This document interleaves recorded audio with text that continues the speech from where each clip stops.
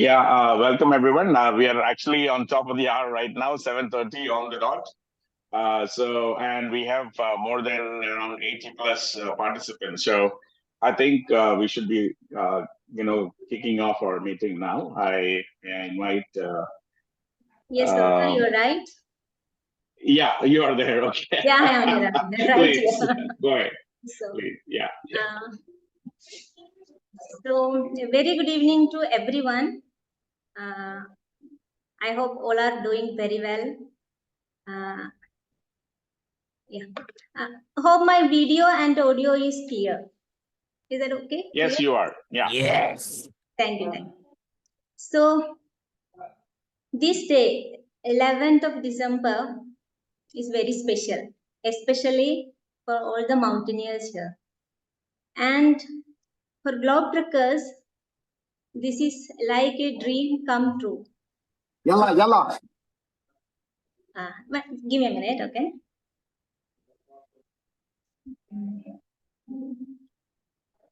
Yeah.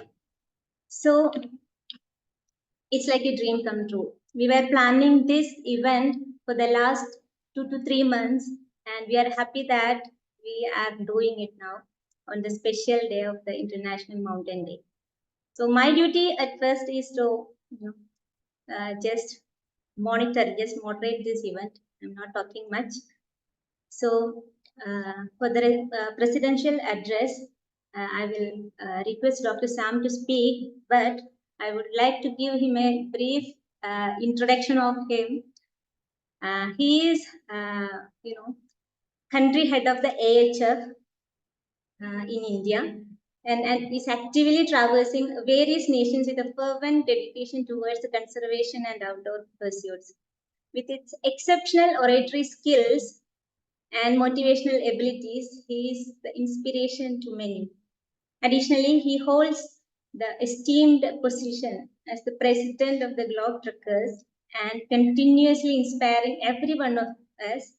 I would like to say, like, he is a think tank of this organization. When we give an idea, he just make it into a big screen picture like thing, and that's how this happened now. So, Doctor, a warm welcome to this event. Please do inspire us with your words, and please.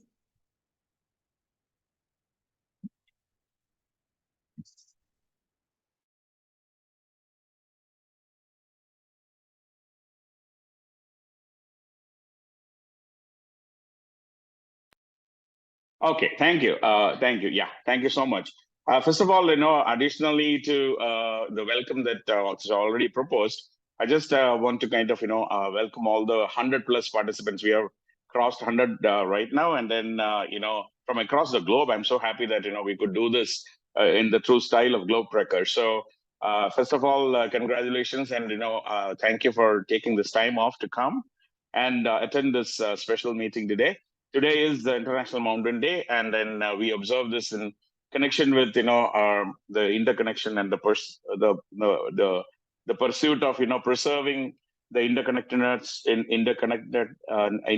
of humans, animals, and ecosystems. And to be historically recognizing this as a day for the centuries to come. And then let this be a very good start. And we in this time we're talking about One Health as a big, a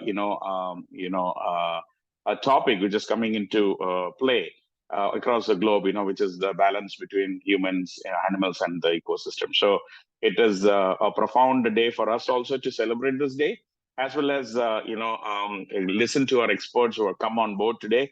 We have 3 people coming on board today, and then I don't want to introduce them because Manjusha is already going to be doing that. But then at the same time, I just wanted to also remind all our participants from across the globe that our role in preserving this green planet is more so important in these days when we are talking about, when there are debates about continuing with the fossil fuels, climate change, and the ecosystem degradation that is happening. And we have all have a role to play so that our, future will definitely also see this green planet as we could see it now, or even better. We have to actually make things better. So we call it as the BBB.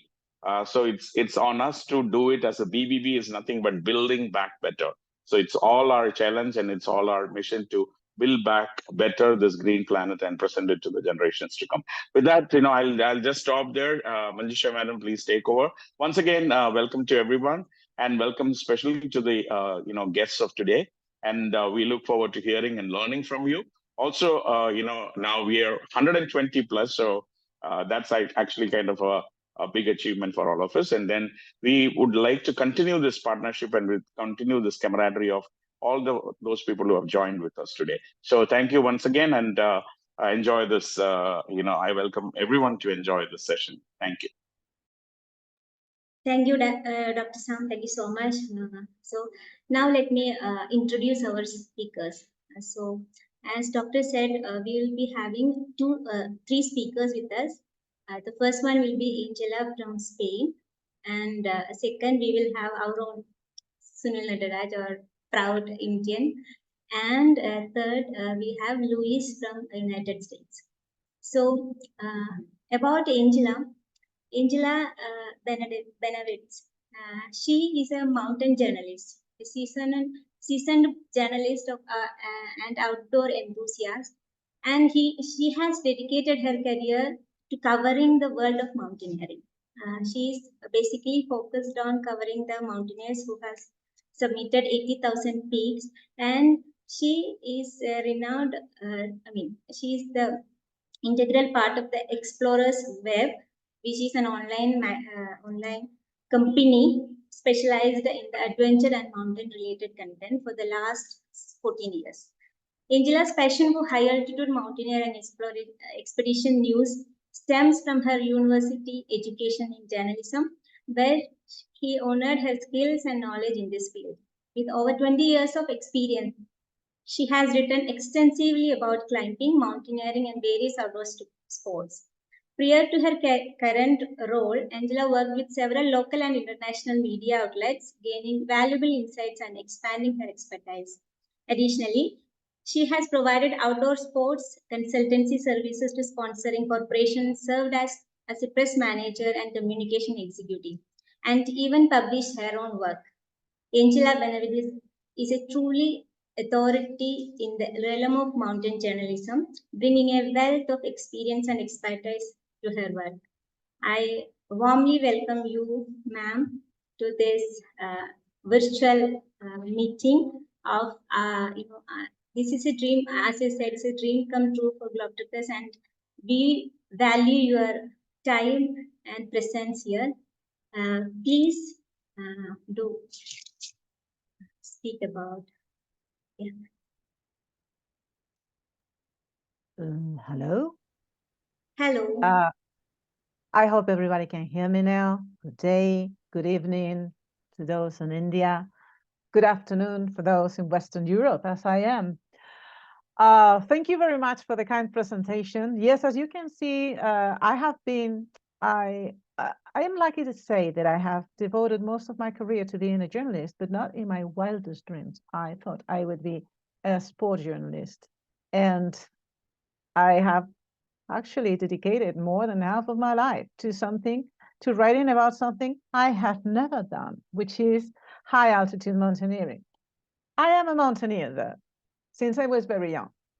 The mountains have given me so much. They've given me not only my career, but my friends. I met my husband in the mountains, and they have given me perspective.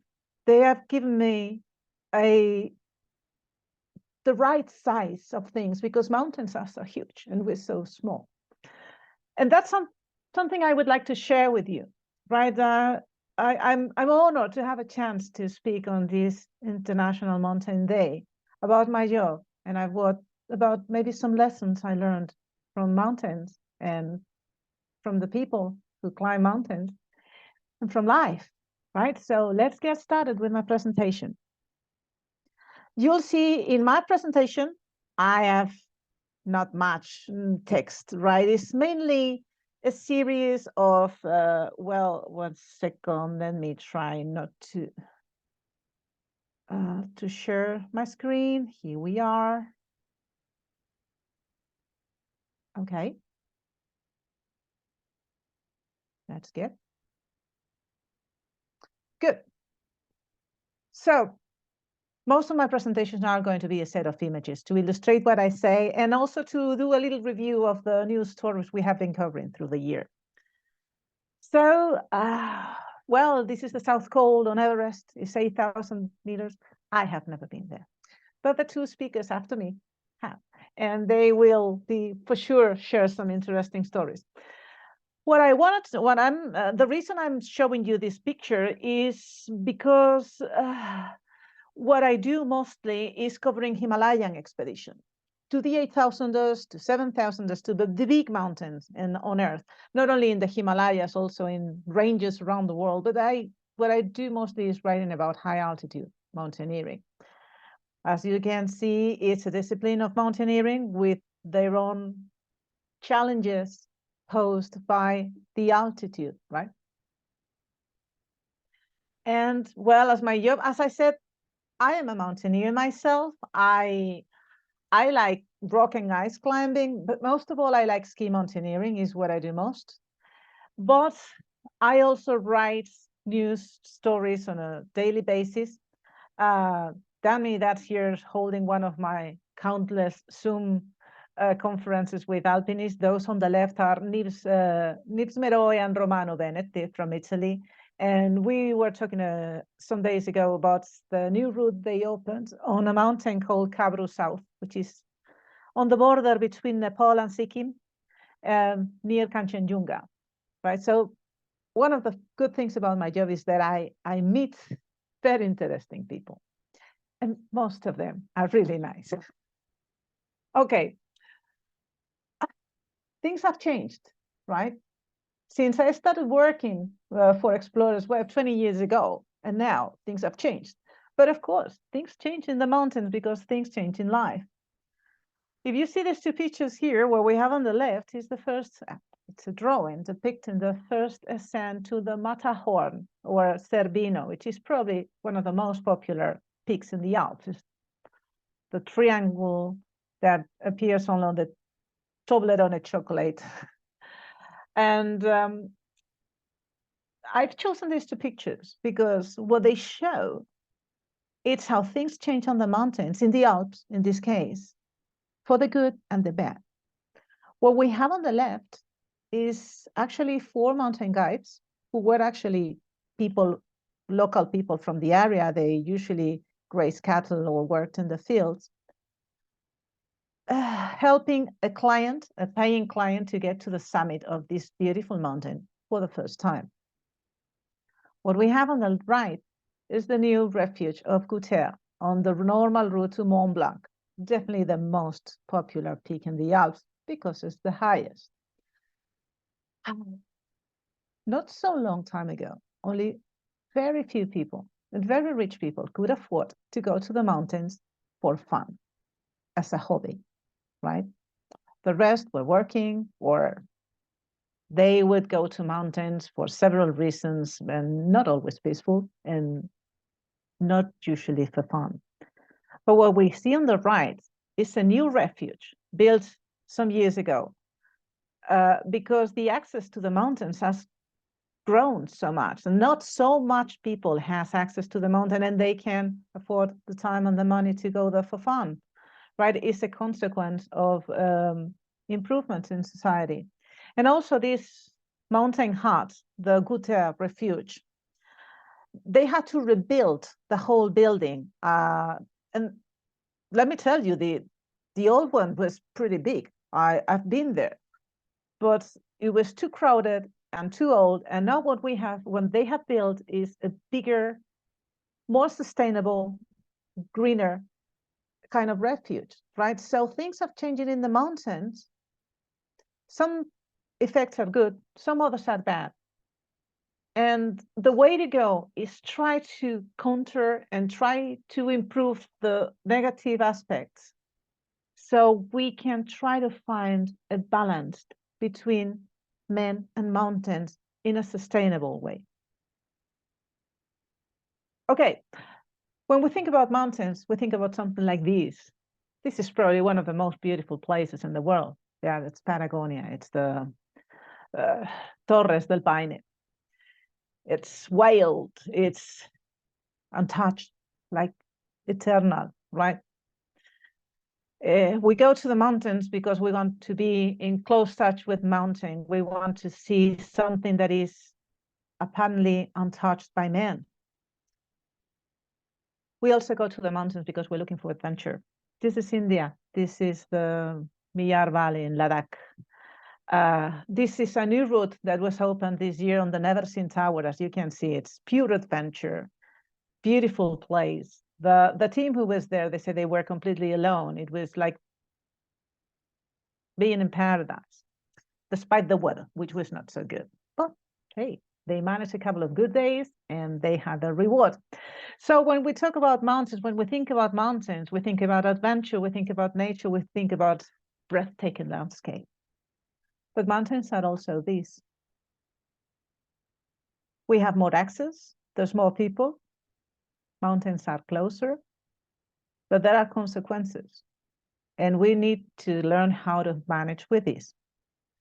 This is somewhere in the Del Toro, but it's not this problem is there in nearly all the mountain ranges in the world. Mountains is also this, right? It's all these people here, they wanted to have fun. They wanted to have adventure. They wanted to do something amazing, which is climbing Everest. But depending on the day and depending on the place, you can find this. 2 days ago, the Himalayan database in Nepal released their statistics concerning to the spring season of 2023 this year.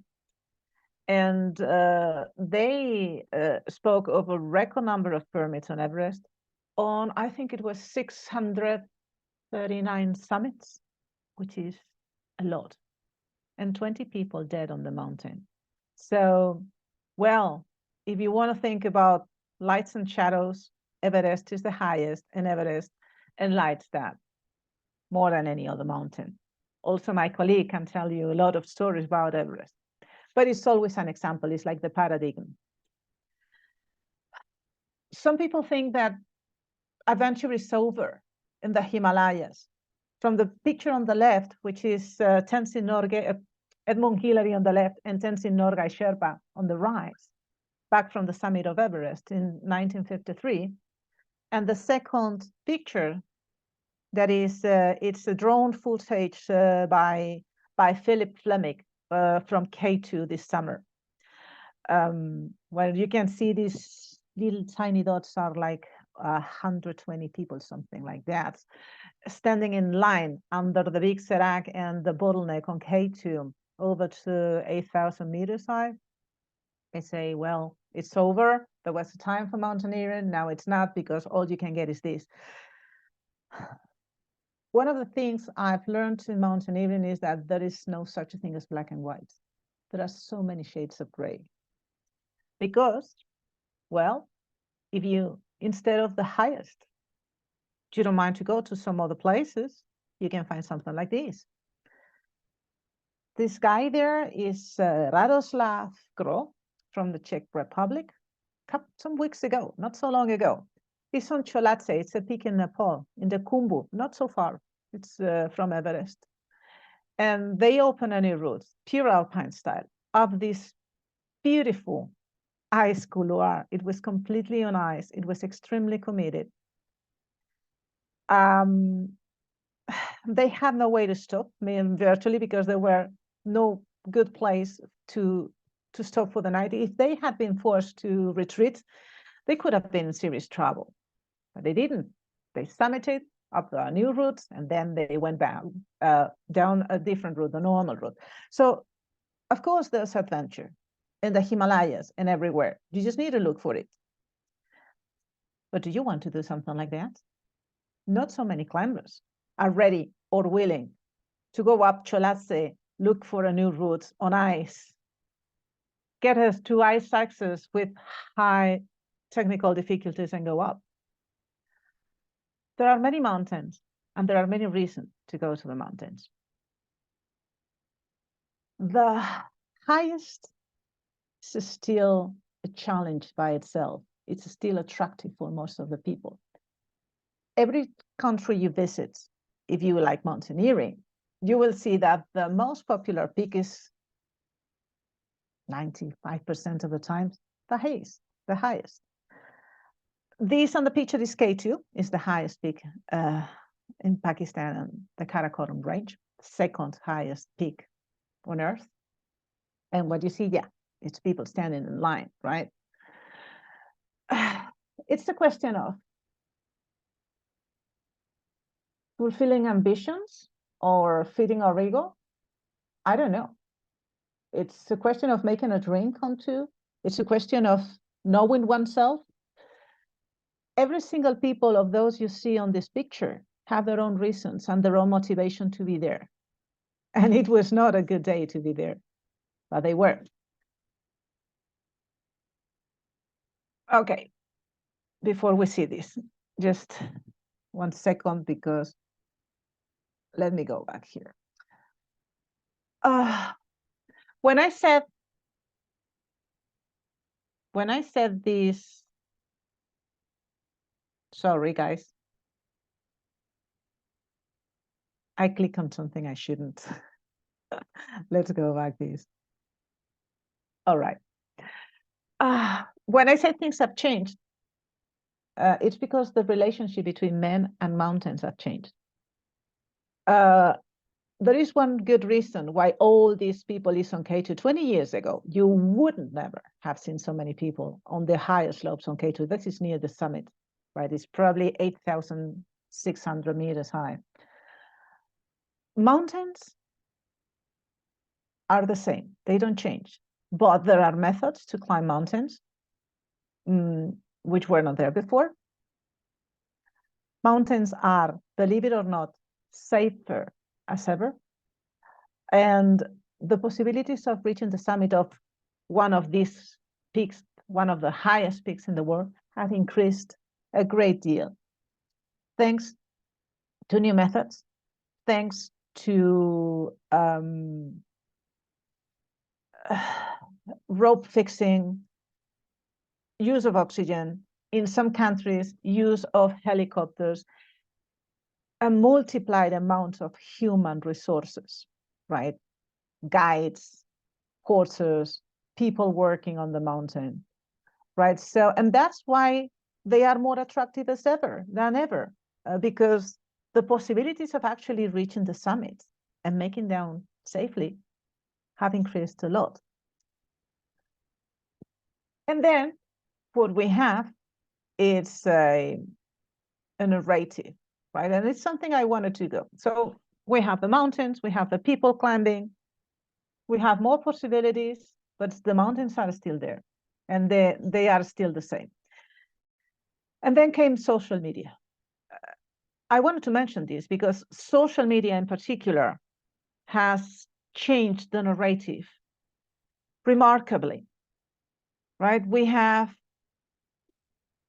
the influencers, the social media, the Instagram posts, and they are okay. They're part of life. Climbing a big mountain has always been something you really want to talk about with your friends, acquaintances, working mates, or whatever. But with the arrival of social media, there are many people from outside the mountaineering world which has discovered this kind of experience as a great way to prove themselves, overpass a limit, and at the same time enlarge their virtual presence, right? Which is okay, it's perfectly licit. The problem is that sometimes, in some cases, this social media frenzy, looking for beautiful pictures, inspiring stories, exaltation of ego, has created a parallel reality. It's a reality of beautiful mountains, sunny days, where there is no struggling, there is no pain. It's not cold, as you can see, right? There are no accidents, no injuries, no frostbites, no acute mountain sickness. But, you know, reality is not as it's depicted on Instagram. We have the record men, the record people. What we have now, these are two inspiring figures with extremely wide influence, and they are somehow trendsetters. What is not clear is which trend are they setting exactly. Nirmal Purya on the left, he was the first one to take into action something people had been talking about, but no one had actually tried, which is with the right logistic, the right mindset, and an amazing strength, try to summit all the 48,000ers in a record time. And he made it at the first try. He summited the 48,000ers in 6 months. But then came the lady on the right, Kristin Harila of Norway. And she said, well, I can do it because women can do it. Let me tell you, not all women can do it. I cannot do it. But hey, she just used similar logistics. She took the best of all the technology, all the support you can get on the mountains, just as Nirmal Purya did. And she made it too. And she smashed the record.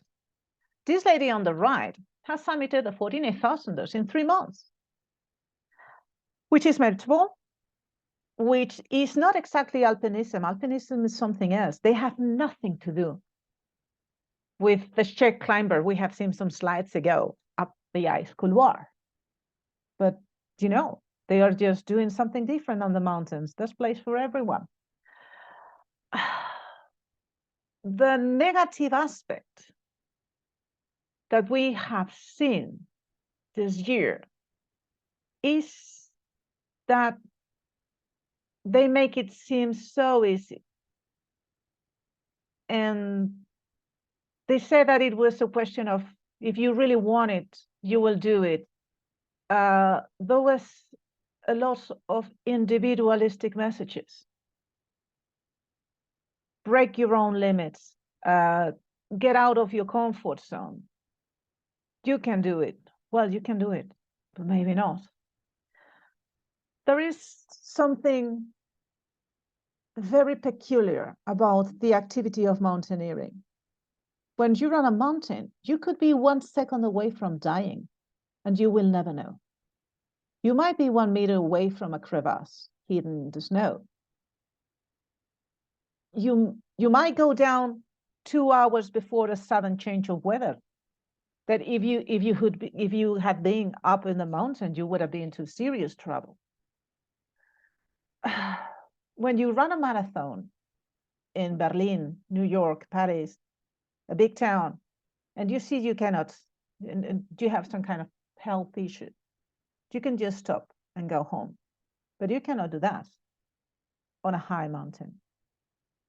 And this year, sadly, we have had some terrible examples of how thin is the line between life and death on the mountains, and how sometimes those who pay are others. This is one of the most famous pictures in this year in mountaineering news and also worldwide media, right? This was a sad event that happened on K2 on the 27th of July. This was supposed to be Kristin Harila, the girl with the happiest day of her life, because it was the day when she was going to summit K2. It was the last mountain in her project. Everything had gone perfectly. She had taken many risks. She had spent, Nepal press say, $1 million.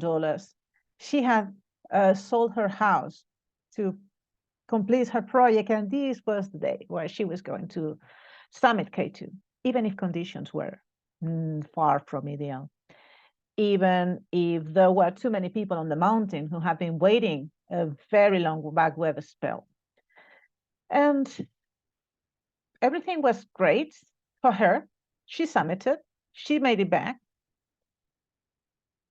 but someone else didn't, right? If you see this picture, there is this guy in yellow, in the yellow jacket, was a Pakistani porter called Muhammad Hassan.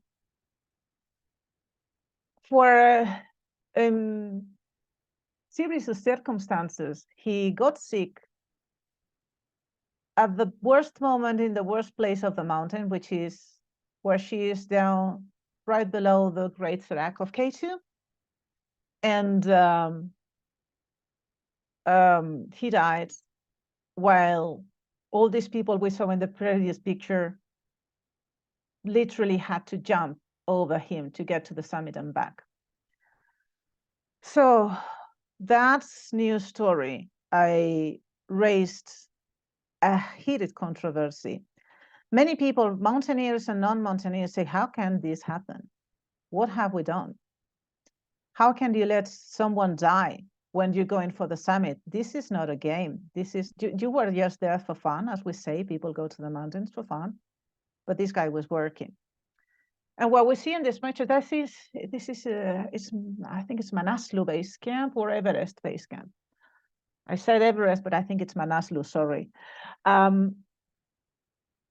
These base camps are getting bigger and bigger.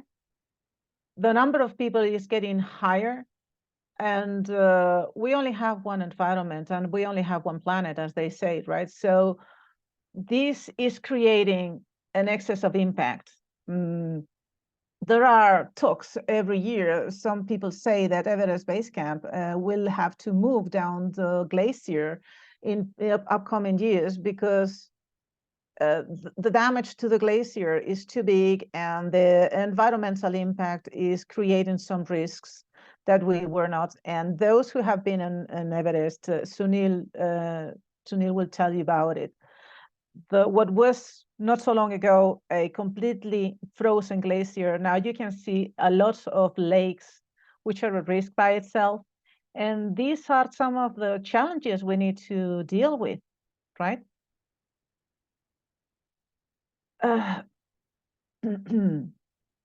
So if this is what we have, there are no good news to report. How is this? This is Everest, but this is also crowded. As I said, 20 people died. From this point of view, many people, that's why many people say this is the end of adventure and this is not fun anymore. And Everest has become a circus, and the high altitude mountaineering, it's a stupid game of egos and blah, blah. But as I said, I think there are still some good news to report. And we have a big chance to deal with the negative aspects, to improve the situation, and to find a balance. There are some good things.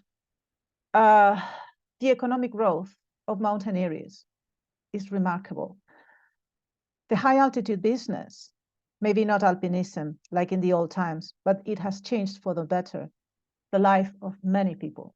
The opportunities for tourism are endless. And now we have an opportunity to promote sustainable tourism. Maybe the key factor, and that's the difficult question, is to find out how to deal with the situation, how to curb the excess of growth, right? Because it's the more people, more money, but we need to look in the long and mid-term and find a way, because there are things, there are opportunities, and there are also positive aspects. The climbers themselves, they are noticing and they know. No one likes to go to Camp 2 on K2 or to Camp 4 on Everest and find a lot of glitter. And they pay to have this waste management done. And they are the first one who have an opinion. Some of them are speaking up about what's going on. They are trying to share the stories, they are trying to have their point of view on how to improve the situation, right? We had also very sad consequences of the record frenzy on Shisha Bagma a couple of months ago, when two ladies racing to become the first American to summit the 14,800ers got into the mountain in quite dangerous conditions, and both died on two separate avalanches. And the climbing community reacted quickly, because sometimes we need something shocking to wake us up and say, hey, what's going on? There's something, we need to do something about this.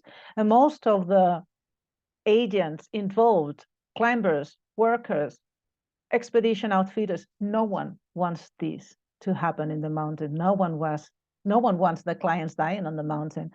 So maybe some hard lessons will help us all to try to deal with the situation. Also, we, the media, we have a role on this. We have to do our job. We have to try to state the facts. We have to try and do serious information about what's going on, not let ourselves go by Instagram posts or PR campaigns, right?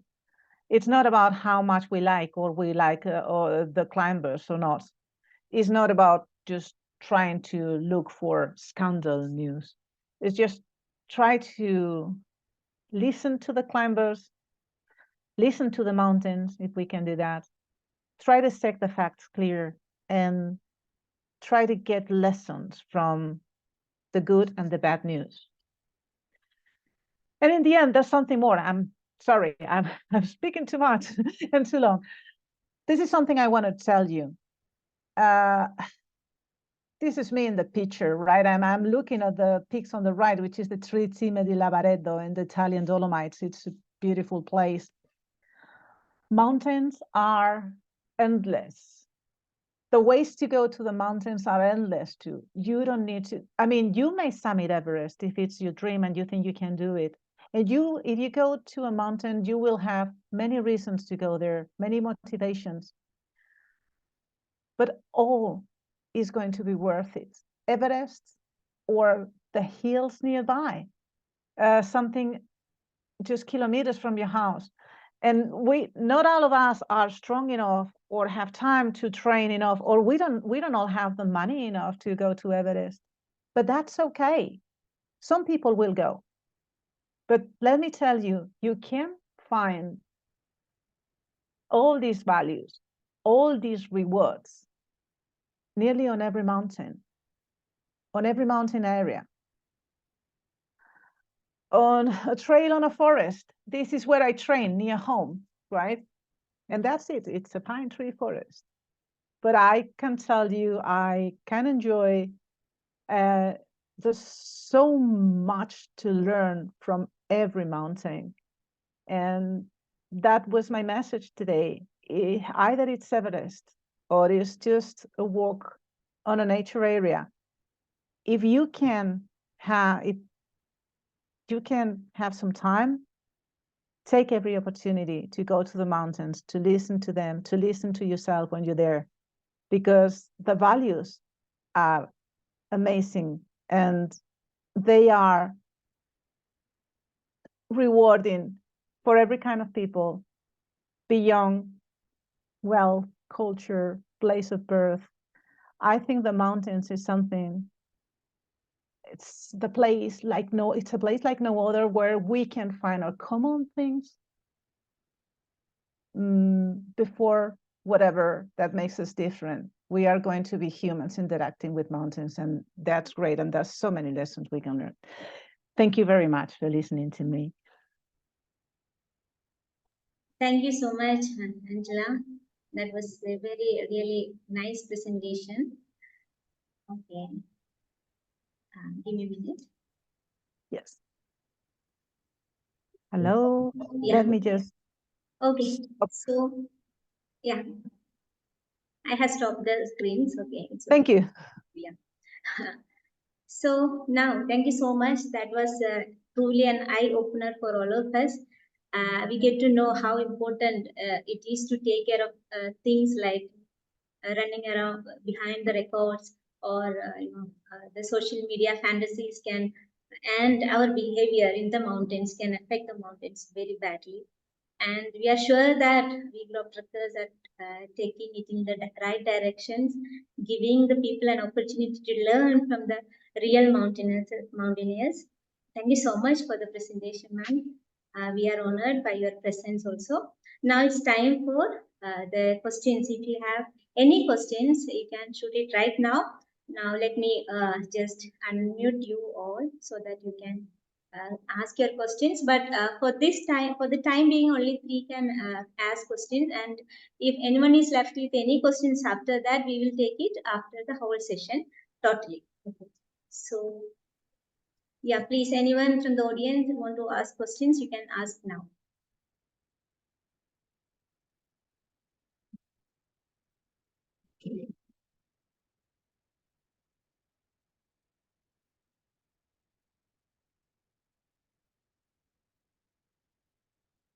Yeah, hello, Angela. I'm Dr. Kumud Kumari.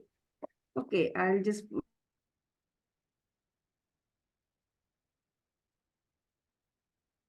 Sorry, ma'am, please unmute yourself once again. Okay, I Hello? thought I had unmuted. Yeah, okay. So, Angela, this is Dr. Kumud Kumari. Okay, I'm based in Hyderabad, India. So, my question during your conversation, you were telling that you were talking about the problems, somewhere you mentioned that you have to change the location, or you have to elevate the location of the base camps because it's already. I think I could understand the question of the doctor because she was asking about some news appeared on the general news about the risk of Everest Base Camp, right? The Everest Base Camp location. I think she was referring to those comments by several climbers. Yeah, there were some climbers, and also the Nepal ministry, the Department of Tourism was concerned because they say that probably the location of the Everest Base Camp was not safe anymore. You know, the Everest Base Camp is located on the Khumbu Glacier at some 5,300 meters altitude. We also did some research about that. There are varied opinions, right? Some sources say that the Everest Base Camp should move to a safer location down the glacier because right now the excess of people every season there is creating like voids in the ice. It's unstabilizing the ice, and there could be some movements of the ice that could result in holes appearing or glacial legs forming. I'm sure my colleagues afterwards, both Sunil and Luis Benitez, are going to they will have a more educated opinion about that because they're expert in the environment. What I can say is that we researched on that issue. We had several varied opinions. They say that, well, the problem of moving Everest Base Camp is first, where do you move it? Down the glacier, exactly where? And then if you move it down, climbers will need another camp to climb Everest. So they might go down and start the climb from Lobuche or Lobuche village or somewhere down the glacier. But then what the former base camp of Everest would become a Camp 1 or something like that. So in the end, there should be, it wouldn't be completely abandoned. That's what they told us. And I'm sure Mr. Nasaraj and Mr. Benitez will be able to tell you more on the subject. I hope I helped answering the question.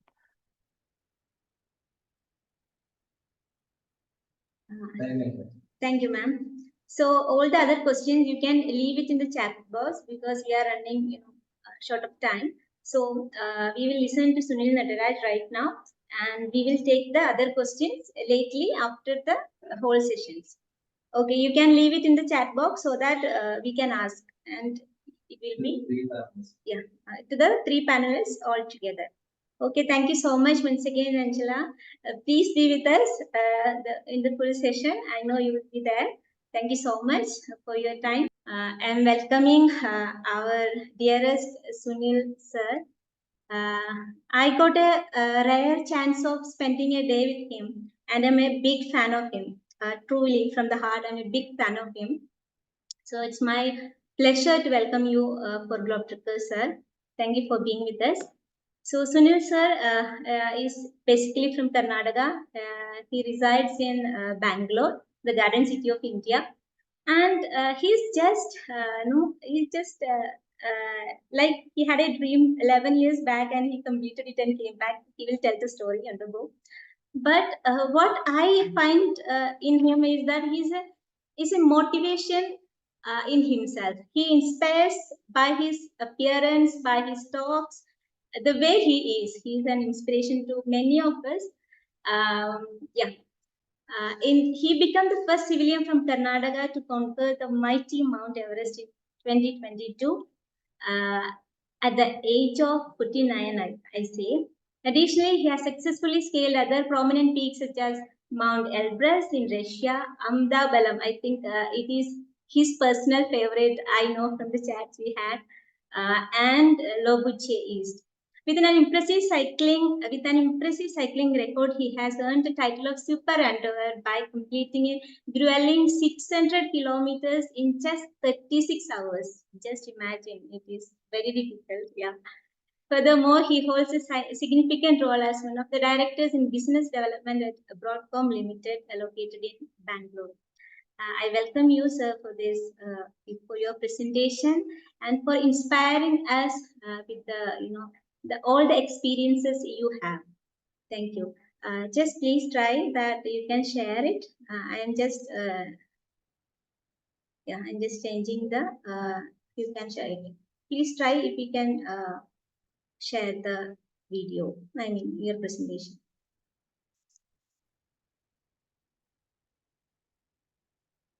One minute, sir. I will just give you that. Yeah. Okay, can you hear me? Yes, sir. I can. Okay. Namaste to all the 115 participants who have joined in. And thanks for the opportunity, Globetrekkers, for allowing me to be on this panel. It's an honor to be presenting along with Angela and Lois. Lois, good morning, and hope you're doing well. Just to give a quick intro, I'm not a alpinist. I'm not a professional climber. I'm just a person chasing some of the wildest dreams and trying to challenge the limitations created by my own mind. And Everest to me was a dream back in 2011. And it took me almost 11 years to prepare for Everest. And I didn't conquer Everest. Everest conquered me, taught me a great number of life lessons. Every mountain has done that. And every time I go to the mountain, it's more about getting a little bit better than what I was previously. So that is me. I have a wonderful family back here in Bangalore. I do take some risks, but I also know, or rather, I've clearly defined what success means to me when I'm out there climbing. So success to me is getting back to family, one piece, fully alive. Going up is, I can always do it later on, but coming back to family is the most successful thing that I can ever dream of. So let me share my screen.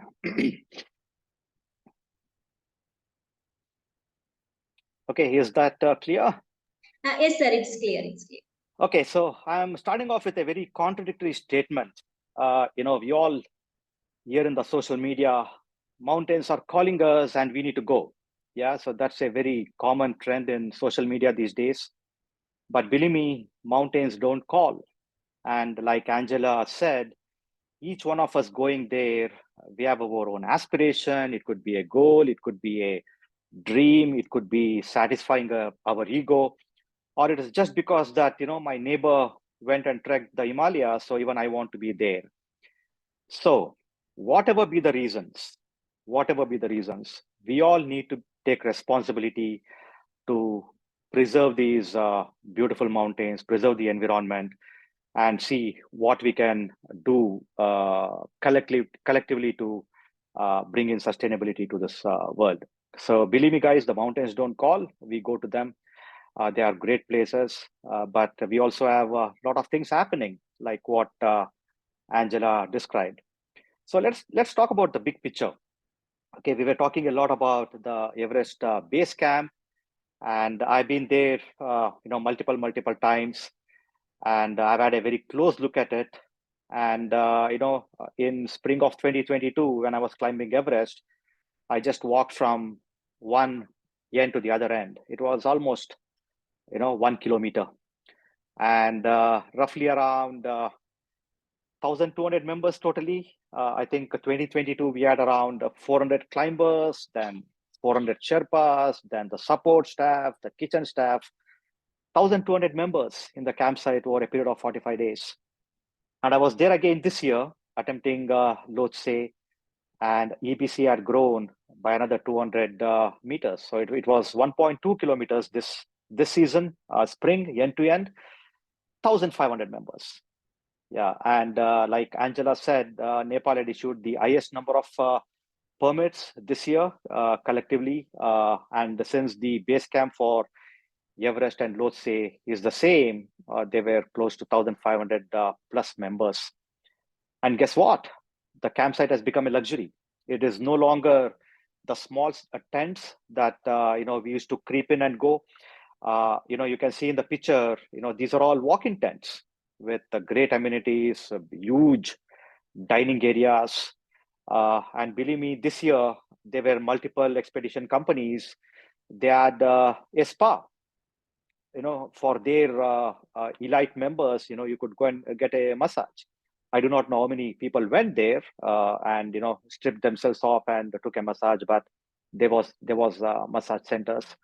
5-star food. Believe me, the food is really great. Lot of cafes serving fresh coffee. This year, I've seen helicopters hovering the site every 10 to 15 minutes, and you can really imagine the amount of damage that can cause to this very fragile, what we know as the Khumbu Glacier or the Khumbu ice fall. Extreme water contamination, because imagine, I may be using the wrong words here, but the reality I want to share. Imagine 1,500 people peeing 5 times a day in the open moraine, and that is getting contaminated into the stream, and a lot of gastrointestinal issues, COVID cases, viral flu, and the same stream is actually flowing downwards to the towns and village, the unfortunate reality. And again, we heard it, 20 deaths. That's the official count, but I do think the unofficial count is much more, because people are lost, people are not found. So, it's difficult to declare them dead. But those are the unfortunate realities, the big picture, and the list is long. Moving on. It's the same in the Himalayas. When you come to Western Himalayas, in the Indian side of it, the footfall of trekkers and climbers has considerably increased. New expedition outfitters have surfaced in plenty, and they have no experience in safety or evacuation or even garbage collection for that matter. But you'll find a lot of them. And the unfortunate part of the Indian ecosystem is a lot of us prefer cheap rather than quality. And that is also blowing up the ecosystem considerably in the wrong way. Social media hype is pretty large these days. We see some really great pictures on social media, tempting us to go there, tempting us to climb mountains, tempting us to think that if you have the money, you can achieve everything. Yes, you can achieve everything, and you can also fall to death. That's the sad reality. And very few companies are actually focused on sustainable practices these days. It's getting fatal. I do not know how many people have seen this Netflix series called The Race to the Summit. If you have not, you should definitely watch this to understand what's really happening in the current environment. The race for the world record has been really getting worse, I would say. We have seen several good climbers not get to see their records printed. We saw 2 American women pass away in an avalanche in Shishapangma, and they could not even see their records printed out. Stupidity is on the rise. And when I was climbing Everest last year, I was, blocked at the most dangerous Hillary step for almost 45 minutes because a Mexican decided to play a huge Roland keyboard on the summit of Everest to put himself in the record books. The Sherpas were carrying that huge keyboard. They were carrying the coffee table. The unfortunate reality was a couple of climbers who were in front of me, who were fit, who were like super enthusiastic to be on the top, ran out of oxygen, and they had to get back down without summiting. So pretty odd things happening there in the mountains up there. Helicopters are flying to higher camps, the logistical climbs, what I call these days, to break records has increased substantially. We've got helicopters flying all the way close to Camp 3 of Everest, which otherwise they would not be allowed to. And that is disturbing the Khumbu Glacier, that is disturbing the Khumbu Icefall. We had a lot of fatalities on the Khumbu Icefall this year. The Khumbu crossing became extremely dangerous. You did see one of the images that Angela shared. It was a long queue to cross the ladders. And, this year when I was doing Lhotse, I did see big, the crevasses open up. One ladder became two became three. And eventually when I started the summit push, that crevasse had widened so much that there were actually 4 ladders. So it's actually getting stressful. Today, outfitters are celebrating success. They measure themselves on the percentage of success. Everybody says 100% success, even though it is not. But they remain silent when issues creep up. They remain silent when climbers die. And, sometimes it always is before you come climbing, oh, it's my responsibility to take you to the top as an outfitter. But when somebody dies, the responsibility changes hands. And the big question is, who and how are we going to stop this madness? Because it has started, guys. It has started, and I don't see it coming down. I only see it, getting worse in the coming years. And that is really scary to me. Okay, and there's a thin line. I call it as the line between bravery and stupidity. Angela mentioned it as the line between life and death. I call it as the line between bravery and stupidity, and that line is getting thinner today. A lot of climbers do not know when they are crossing that thin line. They may come very brave, but at some moment, ego or whatever we may call it as, is driving them to cross that thin line, to make some stupid decisions. We saw this year a rookie climber. I don't call him a rookie, but he's still a rookie because it was his first 8,000er, and he attempted Annapurna without supplemental oxygen. And while he didn't summit though, he made the decision to quit. And while coming down, he didn't hold on to the right rope because the brain was already lacking oxygen. The decision cycles were slow, and it became one of the most dramatic rescue operation probably in the history of climbing. He survived, but at what cost is the question.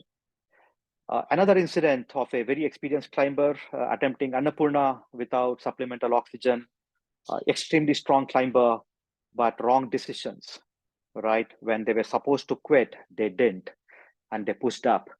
And, trying to go up from Camp 3, Camp 4 of Annapurna and staying there for 26, 28 hours without supplemental oxygen is fatal. And that climber was very fortunate to have been rescued. And what happens when these happen? It's the rescuers who basically have to go put their lives at risk.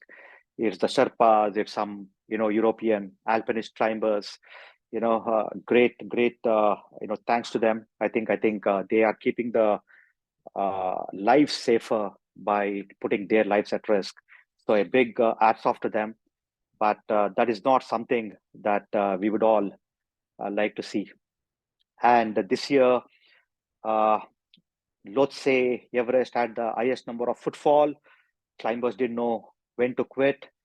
I do know a lot of climbers who overstayed at Camp 3. They overstayed at Camp 4 because the weather was not conducive for them to climb. And they started picking up oxygen cylinders that were reserved for others. And oxygen stealing started this year, unfortunate.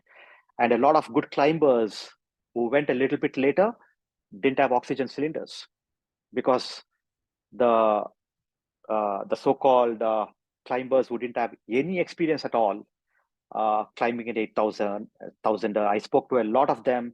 They were wearing their boots for the very first time. They didn't know how to tie their crampons.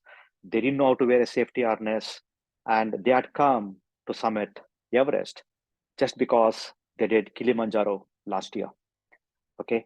And they created long lines on the Lhotse face, which is a terrible climb.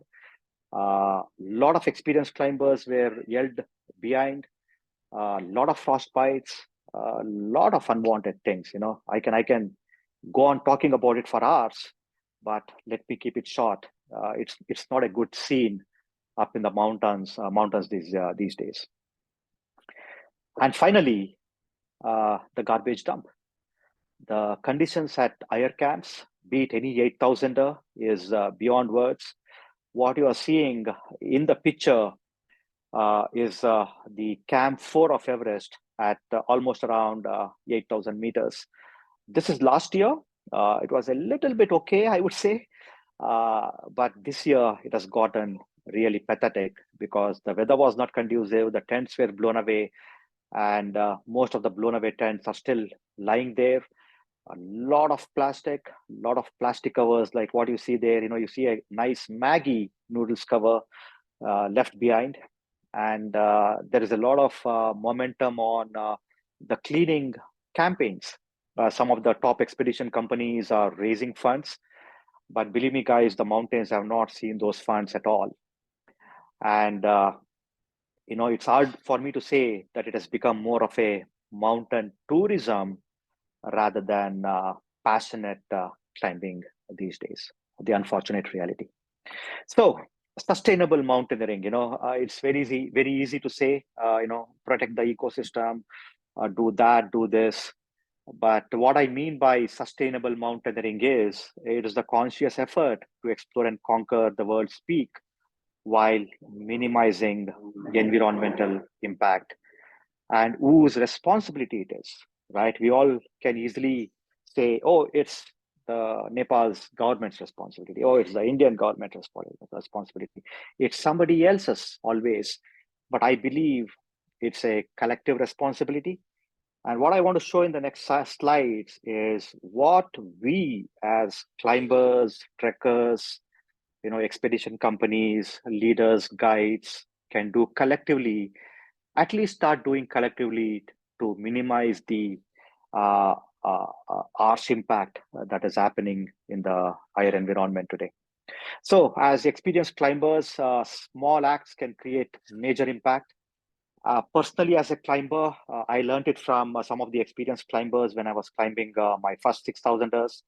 And I always used to see them carry back a few plastic bottles from the higher camps or from wherever they found it on the way.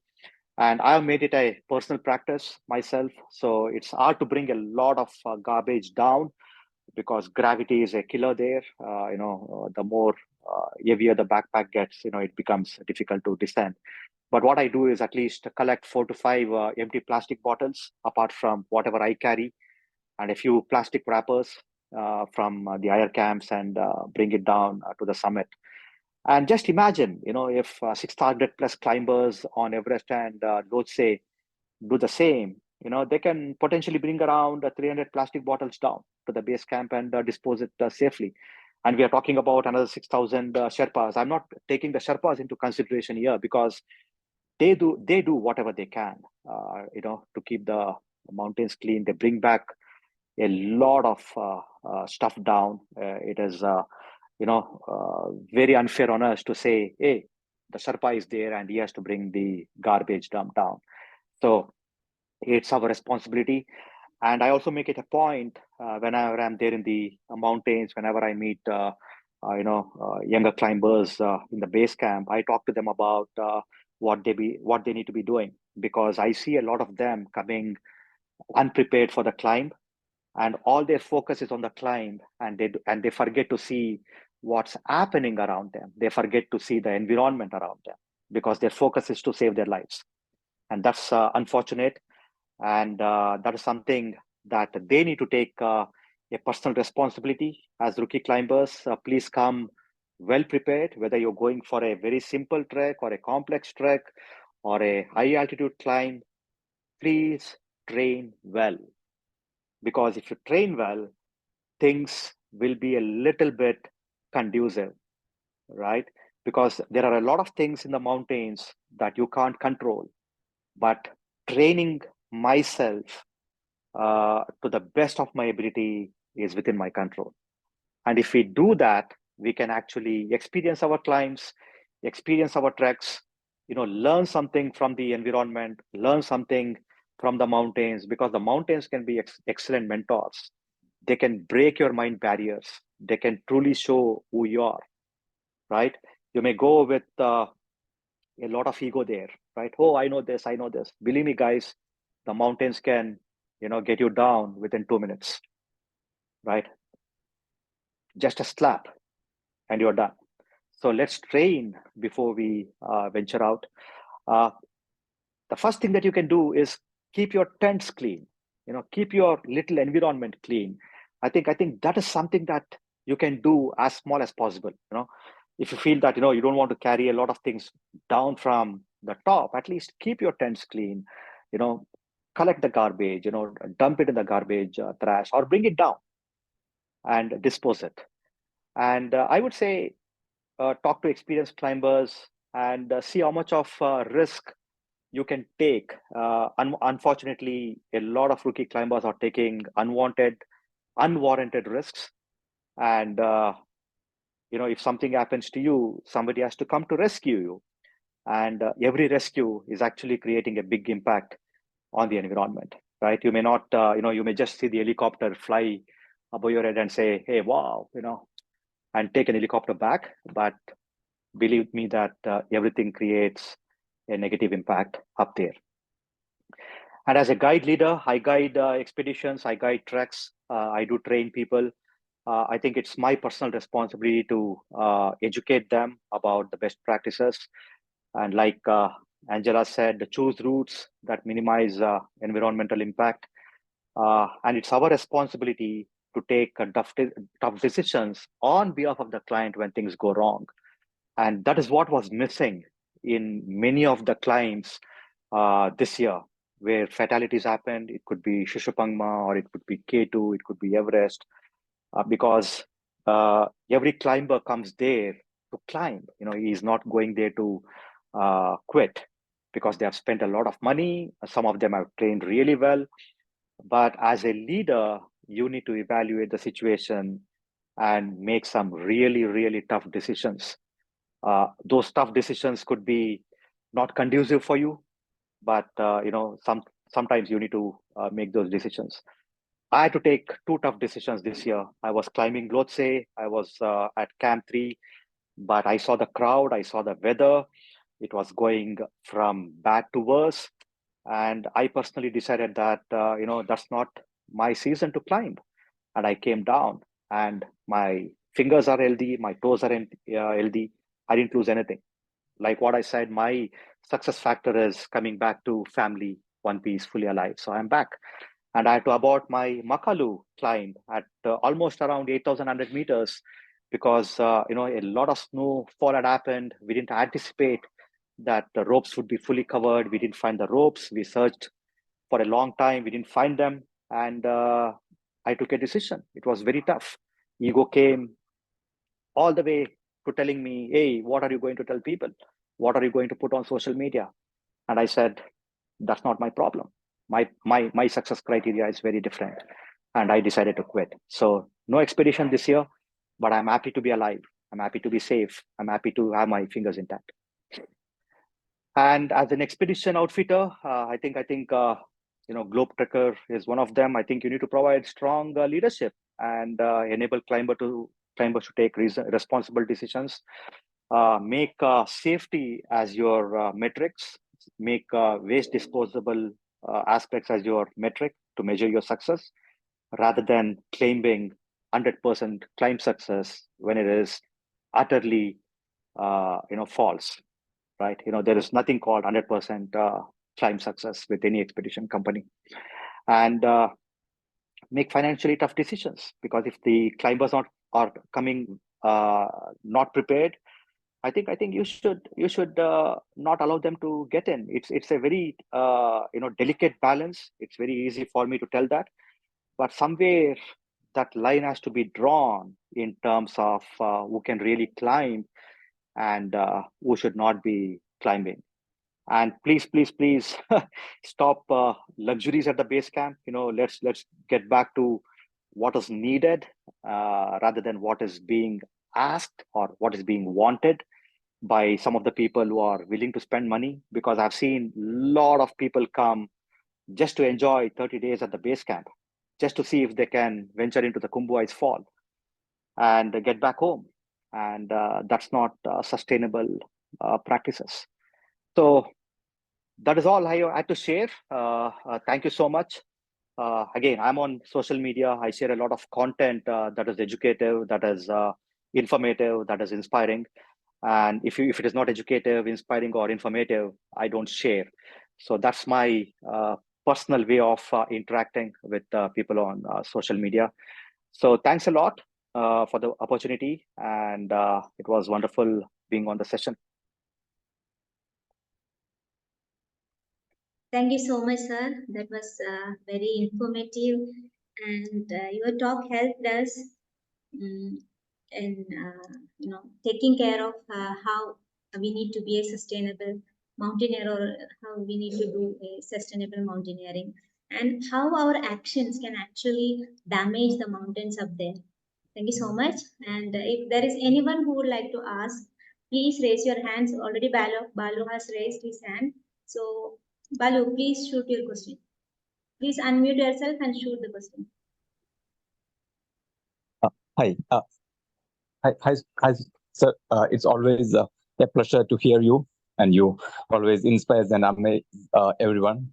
So I've been following you since quite some time. It's like our privilege to have you today, sir, on this Globetrekkers this symposium. And so, like, I was bit like your talk, like it was like very concerning for someone who love nature. And I was thinking, like, what would be your thoughts as a responsible climber, as a person who people like me are looking up to? So, like, would it be more responsible for a person to be sitting on on the sea level than going up? Because it seems more responsible. Like, if hundreds of people go up there, it would it is definitely going to off track our ecosystems, that delicate balance. So would you encourage people to go up, or would you advise them to stay on the sea level? Because however sustainable, however responsible we are, each person going up will definitely cause some impact to our delicate ecosystem. Just wanted to know your view on this one going forward, sir. Thank you. I think it's an hard question because it is very subjective. But what I would like to say is, wherever you're going, right, be it a climb, be it a trek, be it surfing, be it whatever it is, I think you should always ask the question, why am I doing this? Right? Is it to satisfy somebody else's ego? Is it to satisfy my ego? Or is it to put a post on Instagram or Facebook, why are you really doing it, right? If I ask somebody, I train a lot of people, I mentor a lot of people, they come back and say, hey, I want to climb Everest. And the first question is, why?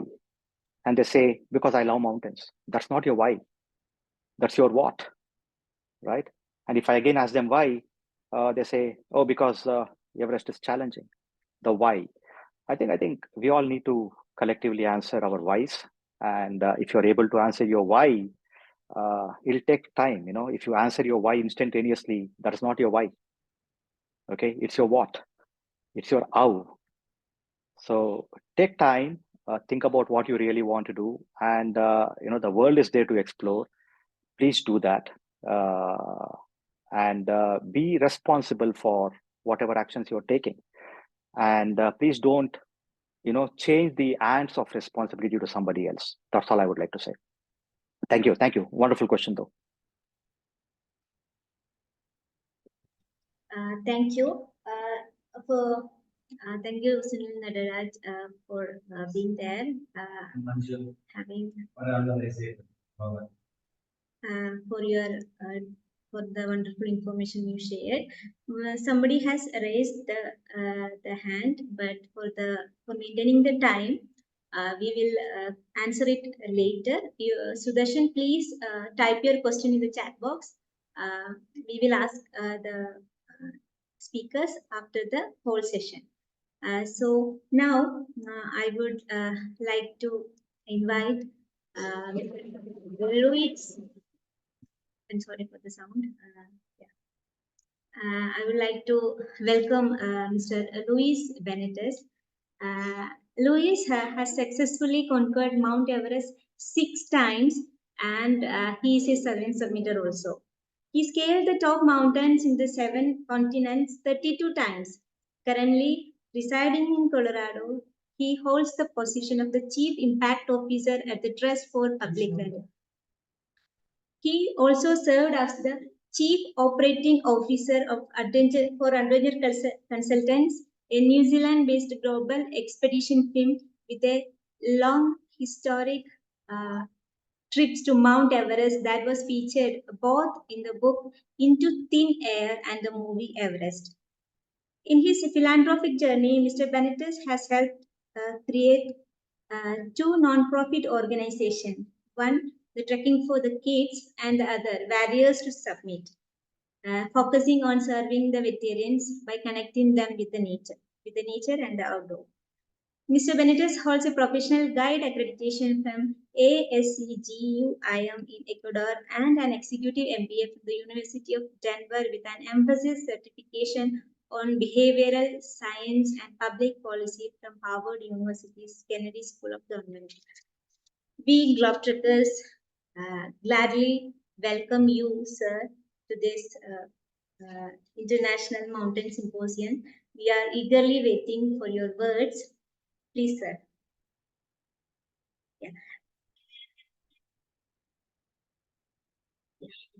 Yeah. 1 minute, sir. I will answer.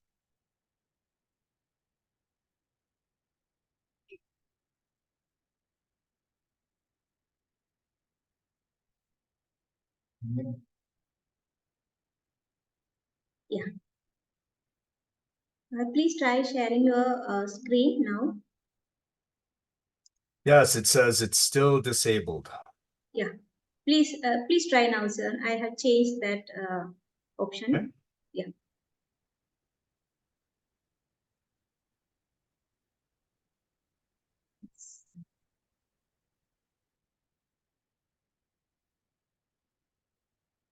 Wonderful. Can you see me? Yeah, sure, sir. We can you hear me? Yes, sir. Yes, sir. It's clear. Wonderful. Namaste, everyone. Greetings from the Rocky Mountains of Colorado in the United States. Angela and Sunil, it's a pleasure to be speaking with you today. Globetrekkers, thank you for the invitation. This is wonderful.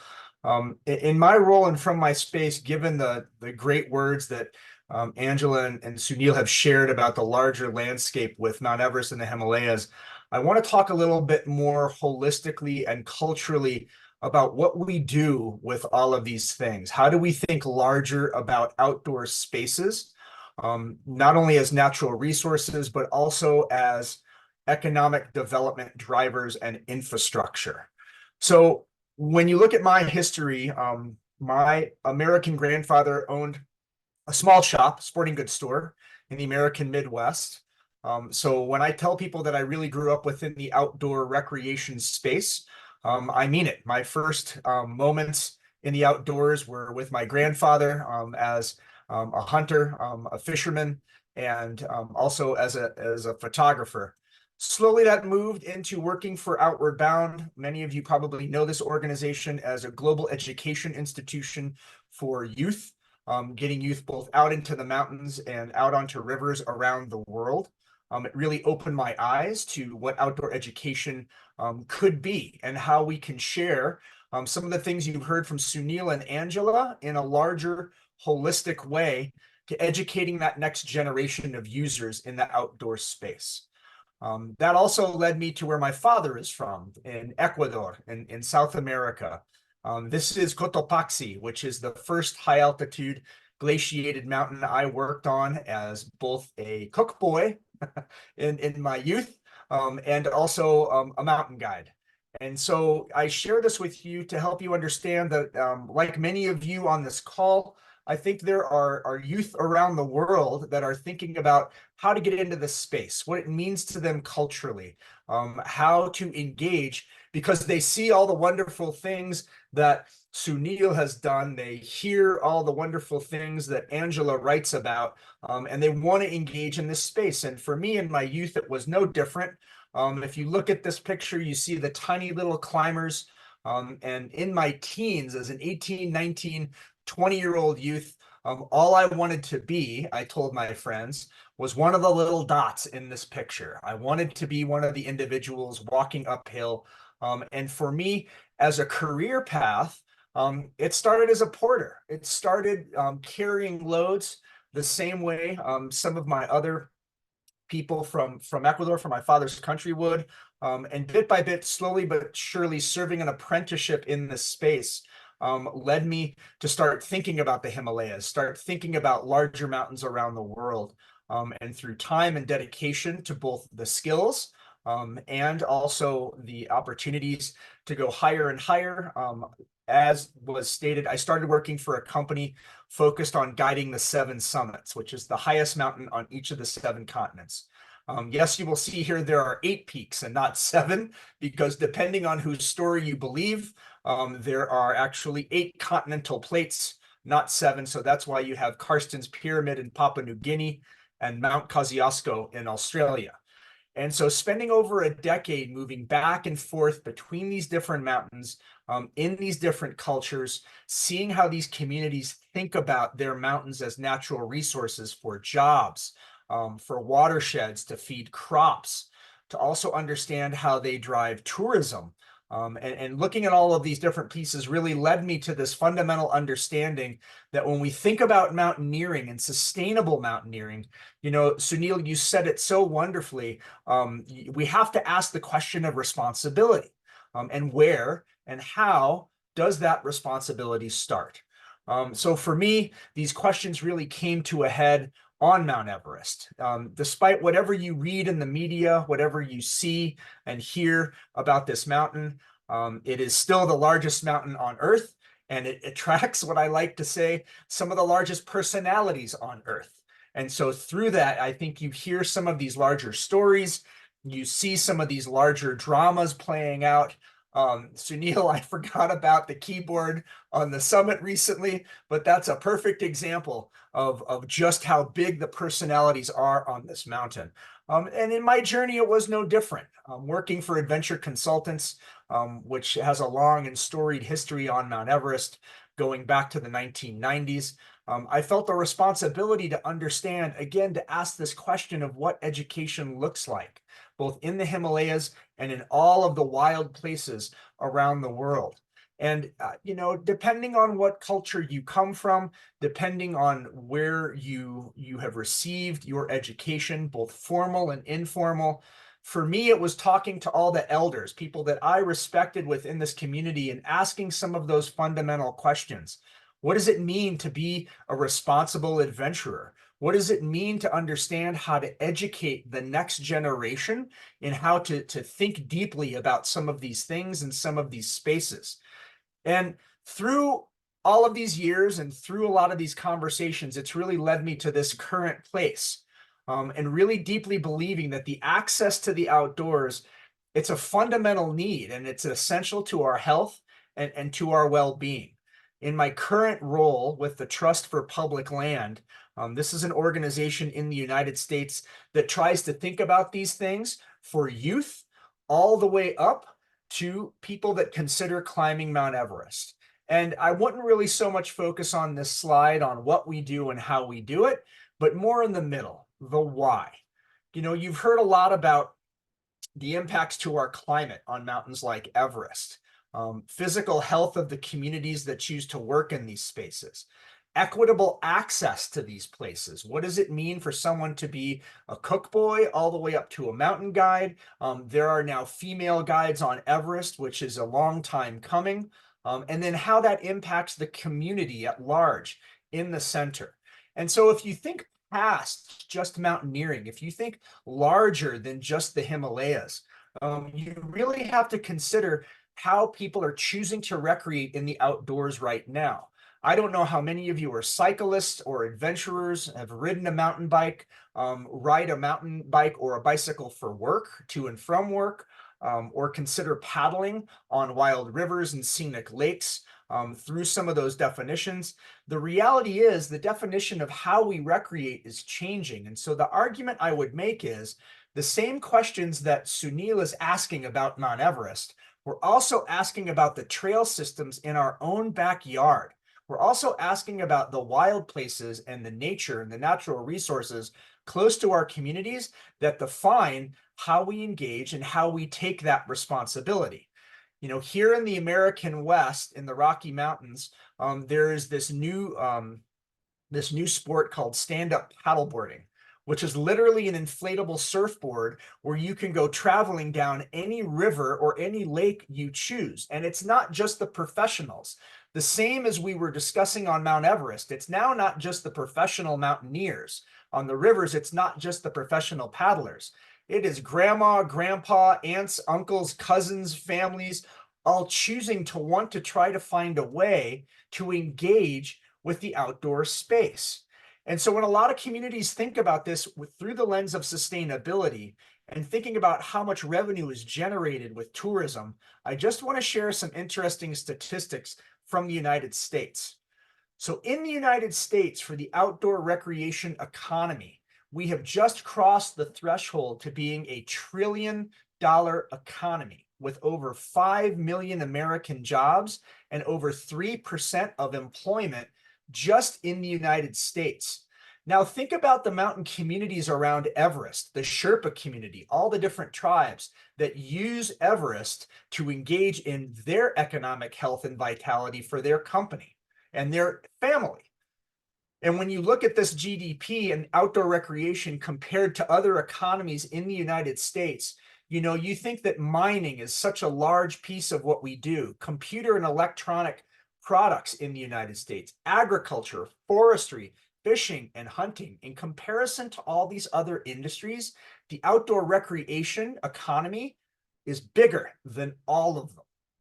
So now consider the permission that we ask ourselves towards trying to educate the next generation on the responsibility of being sustainable. No longer are we just talking about these beautiful spaces where we choose to recreate. In the United States, and I would argue around the world, we're talking about protecting a gigantic economy that fuels the backbone of the economic infrastructure, I would argue, for significant communities around the world, including the Kingdom of Nepal. So a couple of other pieces in the United States that I found interesting that I thought I'd share with everybody. These are really the ones that are the largest economic contributors to this space. So when you think of RVs, boating, fishing, all the snow activities, climbing, mountaineering, skiing, snowboarding, that's only number 5. So looking at all of these different pieces, at least for the United States, and understanding how we want to engage in some of these different conversations, all the things we think about as traditional outdoor activities, that definition is starting to grow and change. So to start this conversation, you can't just begin from this place just thinking about Mount Everest and think that everybody's going to understand, I feel, how to look at putting these pieces together. It takes progression. I don't know about any of you on the call who have ever had a chance to experience skiing or snowboarding, but for me, even as a mountaineer and as a skier, seeing something like this is really scary to me. And I think of this through the lens of, you have to think about it through the lens of progression. And so when we talk about conserving land and water, through my lens, this is about sparking sustainable economic development. How do you translate the conversation to helping people understand that if we do this well, your community and your economy will be stronger? And so when we consider how we build trails, how we take care of trails, what this looks like, this is the normal conversation for us, I think. It is hard work, it's sweaty work. You create these trails to create an ecosystem to move tourists through your region. Usually the teams that create the trail, it gives them a sense of pride, a sense of ownership in the community. They actually can also earn a living, and this is a component of how we consider these things. But now I want to focus on the youth and understanding, if we're all going to take a place in building a better world, we all have a role to play to understanding what economic development looks like.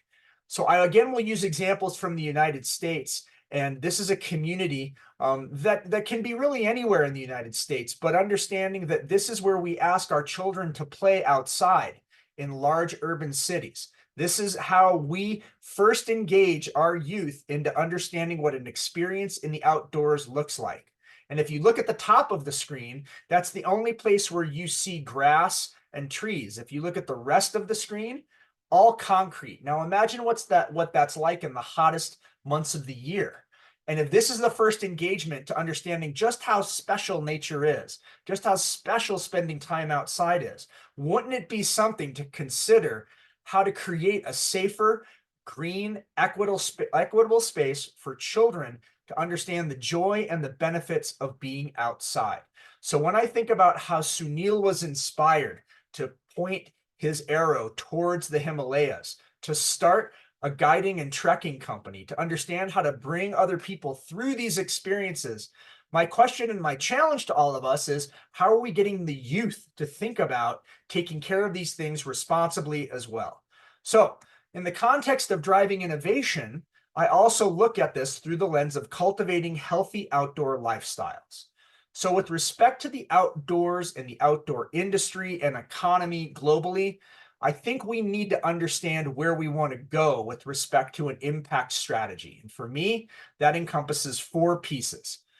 We've been talking a lot about the protection of these spaces, political, social, regulatory developments. Sunil mentioned the trash bounty that expeditions pay to the government on Mount Everest, when really it's such a small amount. There's no economic incentive to understand the protection component and how to get that money back, which means I'm going to try to come out with more than what I brought in. Engagement. Really, if you're speaking, at least in the United States, about $1 trillion economy, and I would argue if you ask that question of the industry globally, you're really talking about us turning into being a key influencer in how decisions are made, both at the local and at the state and country level with respect to policy and government engagement. And that's really institutionalizing some of the things that we're thinking about. When you talk to ministers within the Ministry of Tourism in Nepal about Mount Everest, you don't really hear the conversation about nature. What you hear is the conversation about this multi-million-dollar economic engine for the economy of Nepal. So how do we institutionalize this as a larger conversation for the economy to help them understand the more we take care of it, the better it's going to be for the economy in the long run? And that, in my opinion, leads to influence. To be able to influence policy, to influence education, to understand what we want to do and how we want to do it. And in the United States, what that's led us to is a confluence of states. So over 20 states in the United States have a director for the outdoor recreation industry that reports directly to their governor now. These are the states that both have an actual office and states that are exploring the creation of that office. And this person's sole job is to ask some of the questions that we're considering today. How are we taking care of our natural resources? How are we educating the next generation? And when it comes time to go to the larger mountains and the larger adventures, how are we sending people off to plug into the tourism economy responsibly? So now I'm going to end with sharing a story with you, one that's very personal to me and hopefully one that I think will set the tone for the remainder of our conversation. This is Ang Sitting. He is one of my best friends. He's been with me on absolutely every Himalayan expedition I've been on. And at the end of every expedition I work with him, I'm always excited to go down and spend time with this gentleman. This is his father. And he always has such words of wisdom. And at the end of every expedition, Ang Sitting and I are always tired. We're hungry. We're happy to sit at the table in the kitchen and just eat. But every single time with Ang Sitting translating, I'm always so excited to tell this man how proud I am of his son, how much I value our friendship. We talk to him about the successes, the failures of our expeditions, what went well, what didn't go well, how we would change some of these things. And every single time he tells me back the thing that I'm going to end my talk with. He says, Luis, it sounds like you and my son have had a wonderful adventure. Thank you for bringing him back to our family safely. And that's when I say, no, he brings me back safely. It's due to our partnership and our friendship that we survive. And he says, that's wonderful, but answer me this question. What is it that you're doing with my son right now that's going to make my grandchildren's world better?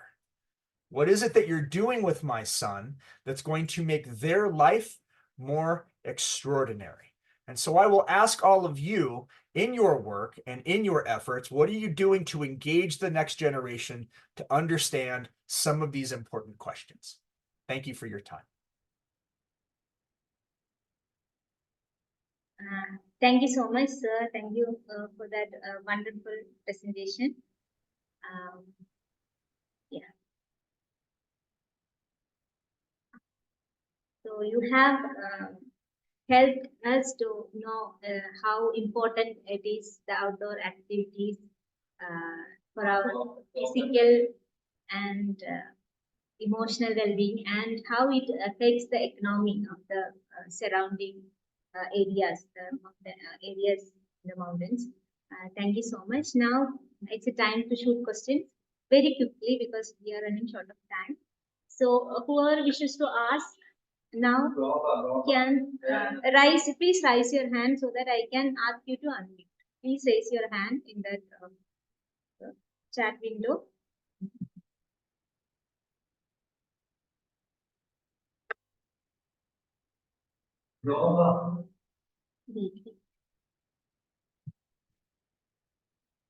Or either you can, yeah. Please unmute yourself and ask. Yeah, please. Hi, I hope it was really wonderful to hear all these three people who are really seeing the outdoors. And everybody was pointing out to the impacts of, I would say, social media or tourism, whatever it is. I run a small resort in Wayanad in Kerala in India. But see, the economic activity, like Sunilji was saying, every 15 minutes you see a chopper on top of Everest. Well, they found a golden goose over it. They found their money in it. Insurance companies finding their money in it. So it is beyond common man's. My experience was just 15,000 feet. Anyway, that was a long time back. So this has become, like how pharmaceutical company making money during the COVID. Now this has become everybody's pie there.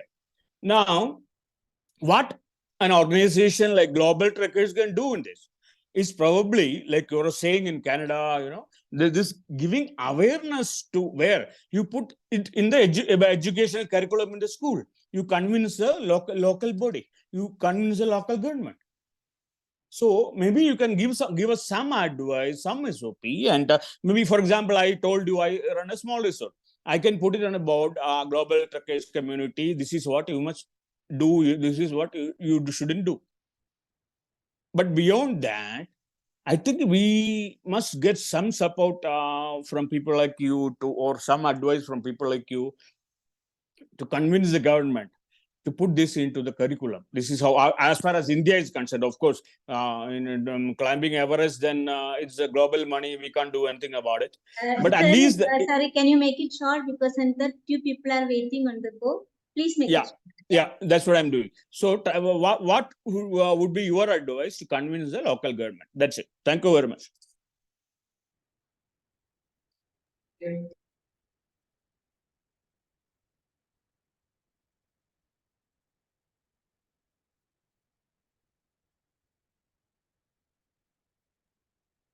Yeah, I think, you know, I don't know if the question was to any of us or if it was to Globetrekkers, but thank you for the question. And I do think small resort owners are good to ask this question within your community. How can you connect some of the other resort owners together to really start to talk about the next generation with respect to environmental education? Can you get the kids out talking about some of these things in a fun way? Do you create good spaces and places for them? And then how will that lead to potentially your next generation of employee? If you get a young adult that's really excited about tourism, excited about some of the things that are active in your area and in your community, my argument is that is a talent development pipeline. So you start to think about who comes next within your community. Thank you. Yeah. Now, the way I'm doing it is, you know, forget the governments and trying to influence the ministers, at least in India. So at least what I've done is go as low as possible to the Montessori level and started educating some of the kids there in terms of what can they be doing about it, right? I think it's time for us to go down to the roots rather than try to pluck the fruit, because the fruit is too high in the tree, right? It's very hard to climb. So that's what I'm actually doing these days in terms of reaching out to the youngest generation possible and try to educate them. Thank you.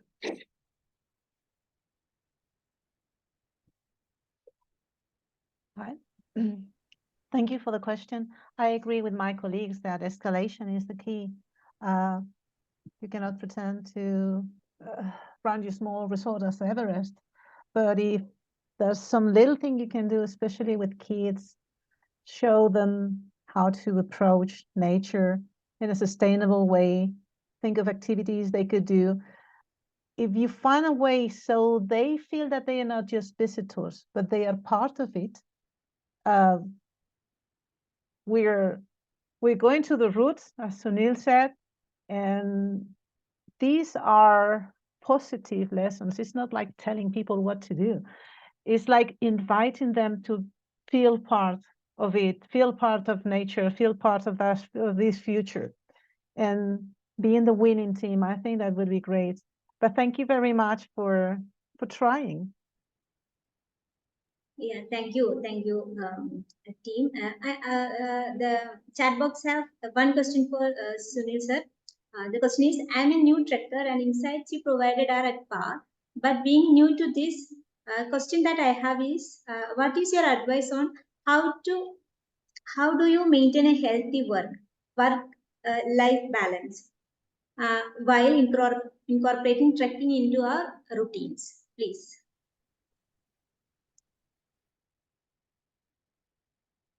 Okay, I think very good question. A lot of people ask me, how do I balance my professional life, my family life, and then still be passionate about outdoors? The answer I give is, again, answer your why you want to do it first. And if you're able to do that, I think you will really find time, because we all have the same 24 hours. But what is important is, how do you prioritize that, right? Do you prioritize it over Netflix versus going out, or whether you prioritize it with something else, I think is important. I think priorities come handy, and start small. I don't think you need to be doing going out for 30-40 days of expedition. Start small, get your family out, let them enjoy it, especially if you have kids. I think it's very important to take them out rather than give them a mobile phone and allow them to play games at home. Take them out for weekends, and I think that is where the start happens. Okay, because you need, for me, I need my family support also for me to go to the mountains and spend a lot of time. So I do that. I introduce them to outdoors. I think they start celebrating that. They're able to see the passion that I carry towards outdoors, and that enables me to prioritize my time, and I don't get complaints from my wife when I'm going out for 50, 60 days. Thank you. Good question, though. So we have one more question in the chat box. That is for Louise. So the question is, you have set me again to ask myself as to what I can do to make the world a better for every living being.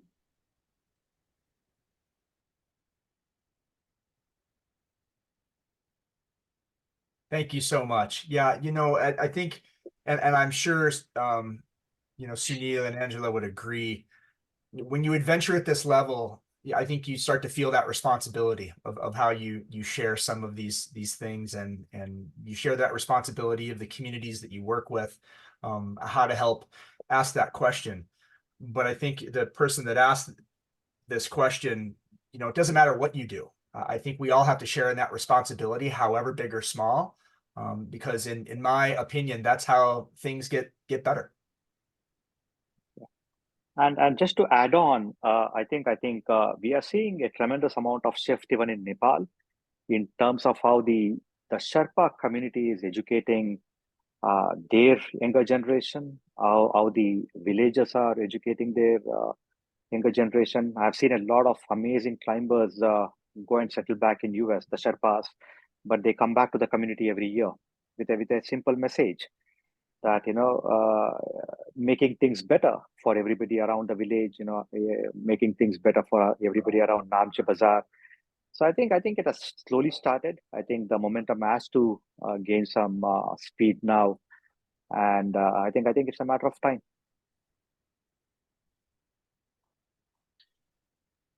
Thank you, speakers. Thank you so much for your time and valuable words of wisdom. We really enjoyed your company. And now I think it's time to listen what Globetrekkers do and how Globetrekkers have impact on people who trek with us. So I would like to call upon Dr. Vijayashree Allappa. Ma'am, can you please switch on the video so that I can see you? Yeah, thank you. So she's a doctor by profession. She possesses an MBBS, MPH, and PhD in public health, and has over 22 years of experience in the field of global health. She is an enthusiastic traveler and trekker, and holds a senior membership with the Globetrekkers. So, ma'am, please say a few words. I will ask you to unmute. Give me a minute.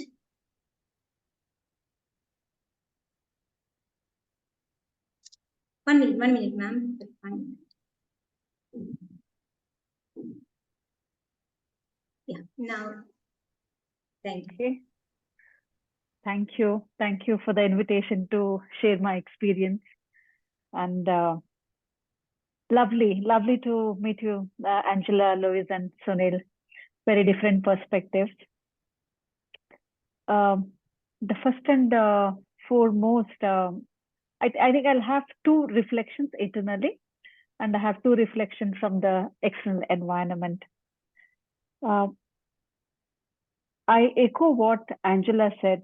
The mountains teach us so much. And also what Louis said, it is so essential for mental well-being.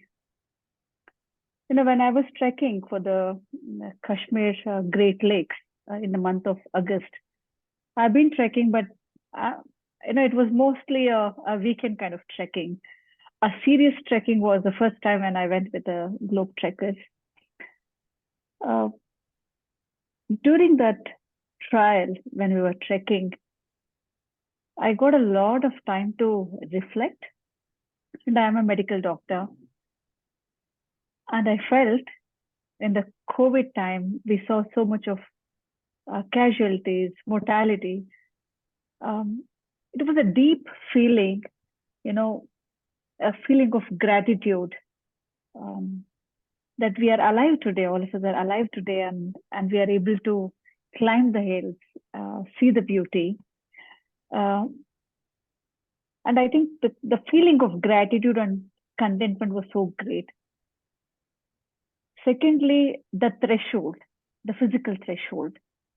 You have a lot of self-doubt whether you'll be able to do it or not.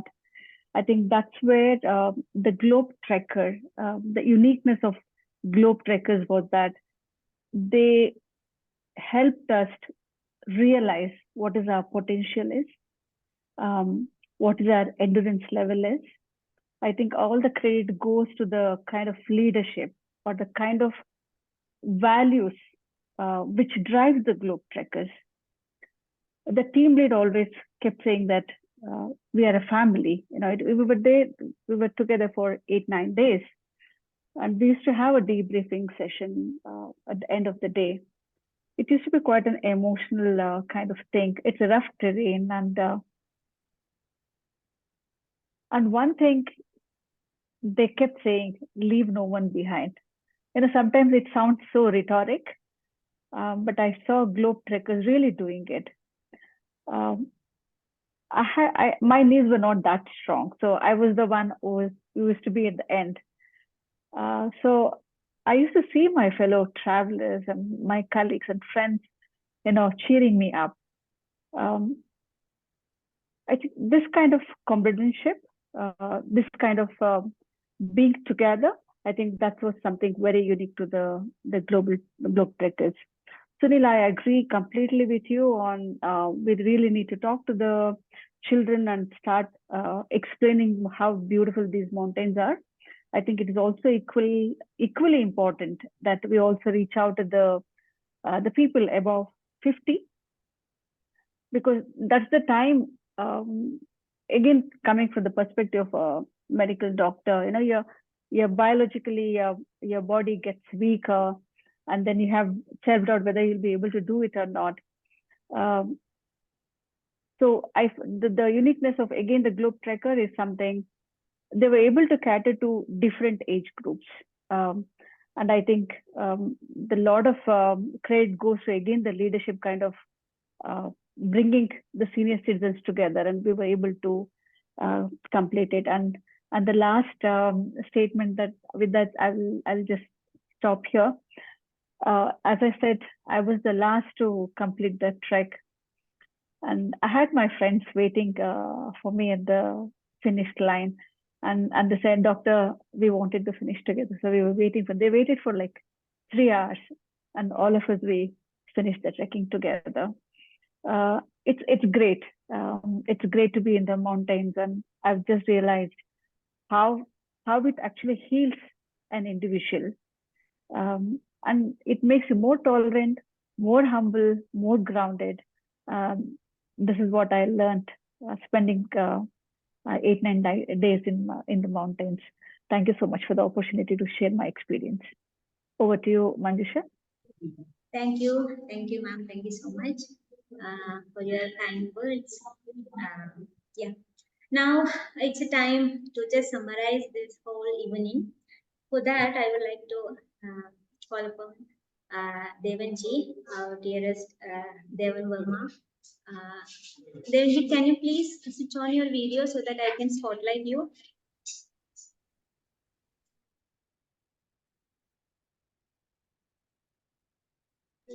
Thank you.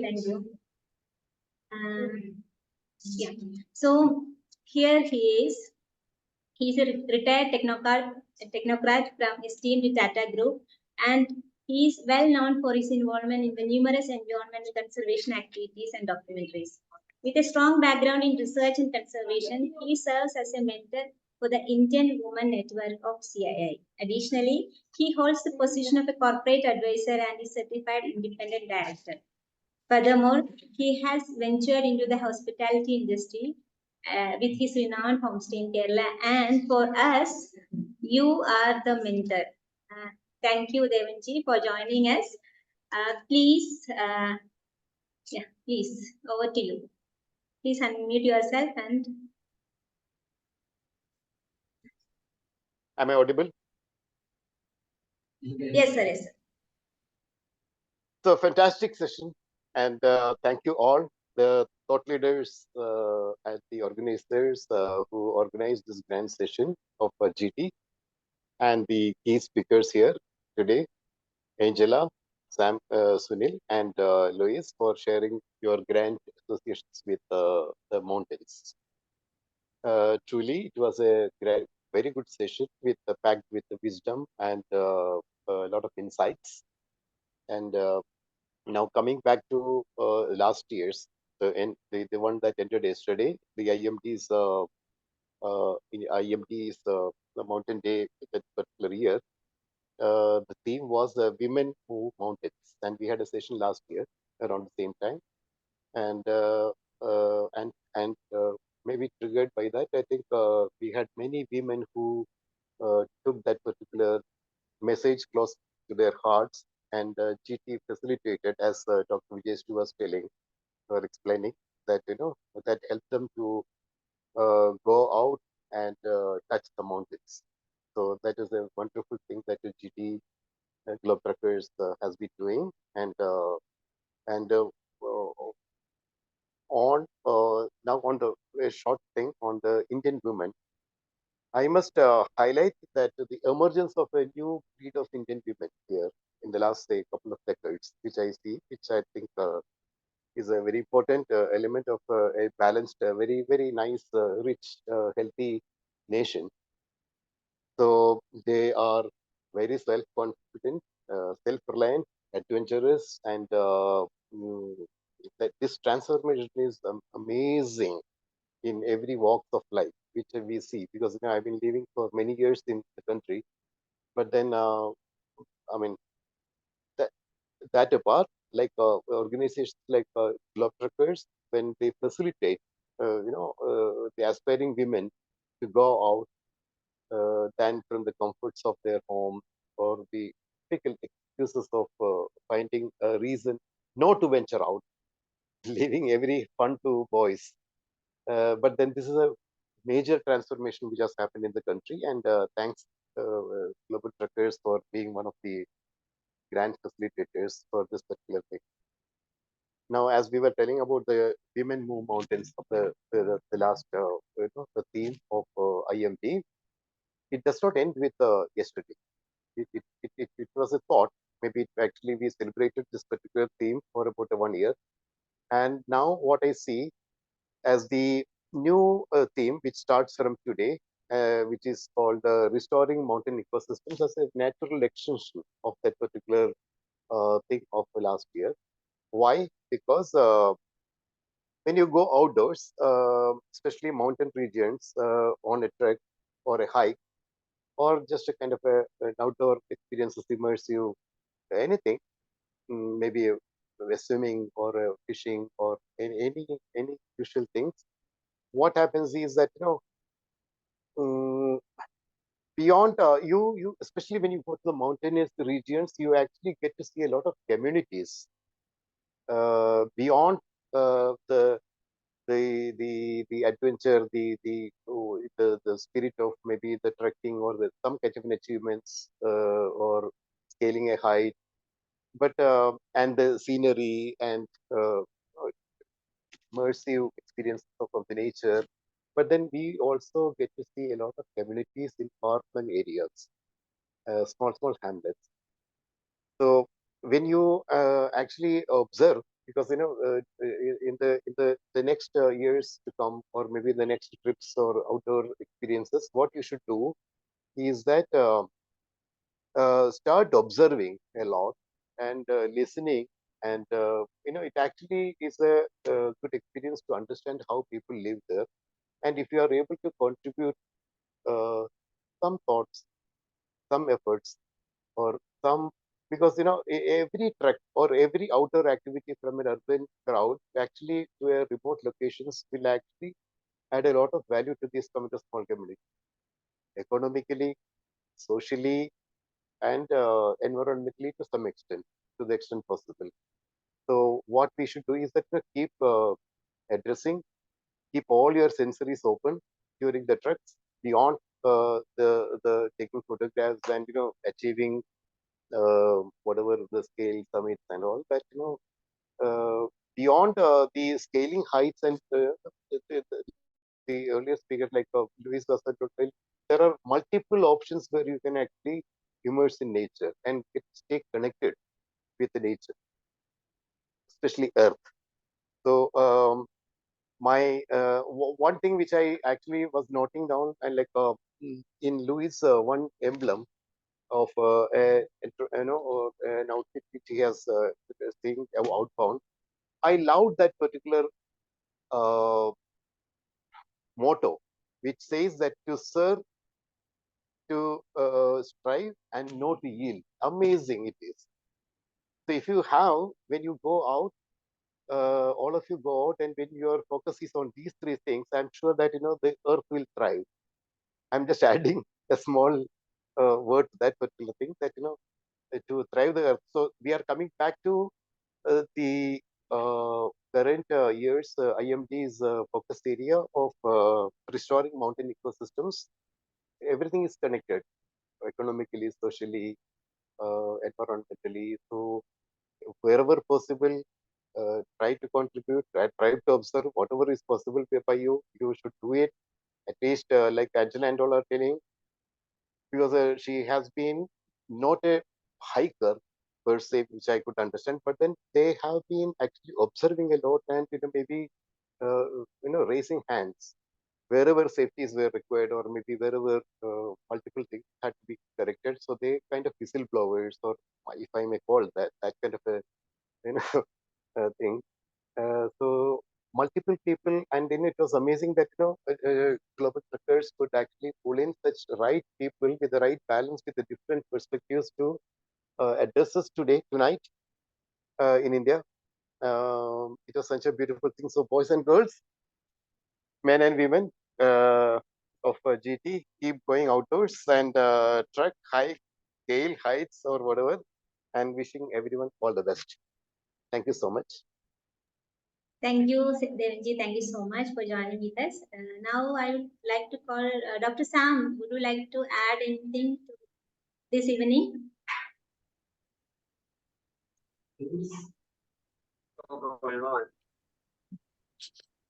Michael, do you want to share a little bit? Maybe you got. Hello. Hello. Can you hear me? Hello. Hi. Yeah, we can hear you. Okay, I don't know. I just wanted to sort of, talk a little bit about what the cues that I got from Louis, and also some of the ideas that was shared by Dr. Yelapa and Devanji. The idea is that we are sort of pioneers into looking at kids. Trekking. We did trekking for kids. We did for 65 plus. We did for women. We did for disabled. And the differently abled, and then we are pioneers into these things. But I think I get the point that we should be talking more about involving everyone. It has to be inclusive. Trekking, mountaineering in the future to come. So I just wanted to say that, and then close it with my words there. Thank you. Thank you, Manjusha, for this opportunity.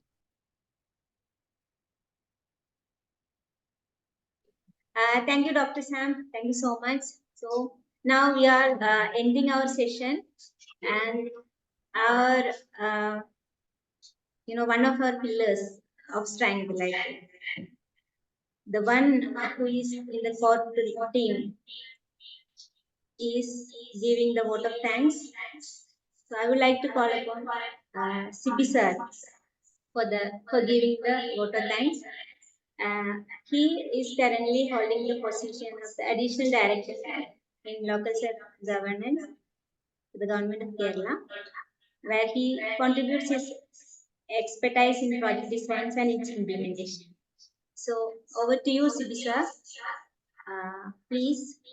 Okay. Switch on your videos. Yes, your videos on. Let me spotlight.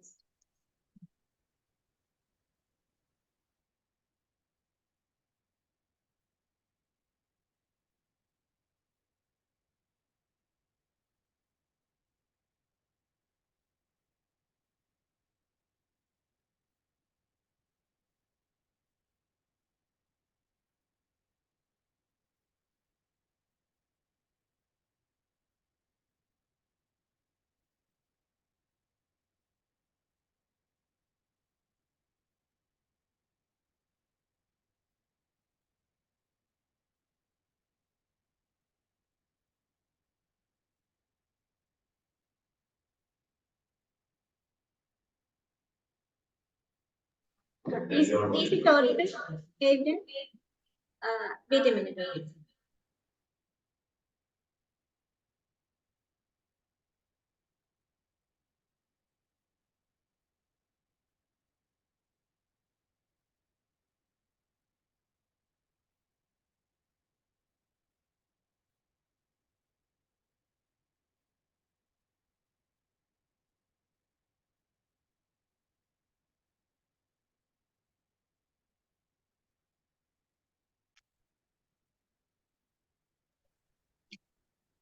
Okay, sorry for the inconvenience caused due to some technical reasons. So we had a wonderful session today, having three eminent speakers, and Dr. Yellappa and Devan Verma and Dr. Sam adding few points. So I'm not taking a lot of time. First of all, I want to thank Angela for imparting to us the lessons learned from mountains about the need to conserve the values of mountains, the line of life under the mountains, the experiences faced by different mountaineers, the environmental impact caused to the mountains, and about sustainable tourism. Thank you. Thank you very much, Angela, for joining us and giving us a wonderful experience. While we were talking, we were just walking through the emotions you have conveyed, the values you have conveyed. Thank you so much from Globetrekkers, to the heart of Globetrekkers. Now I go on to Sunil Natarajan, and in fact, he is a member of Globetrekkers also. And we had the privilege to see him and being with him. And he talked about his dreams, the challenges he wanted to face in life. And especially he was focusing on the damages caused to the mountains by the influx of tourism and the madness that the climbers are doing. That's either in Everest or in Himalayas, part of India. And that about the impact of the crowds, the garbages, the need to conserve, the need for waste management, the need for teaching the younger generations so that the mountains should be there as that was before for the coming generations.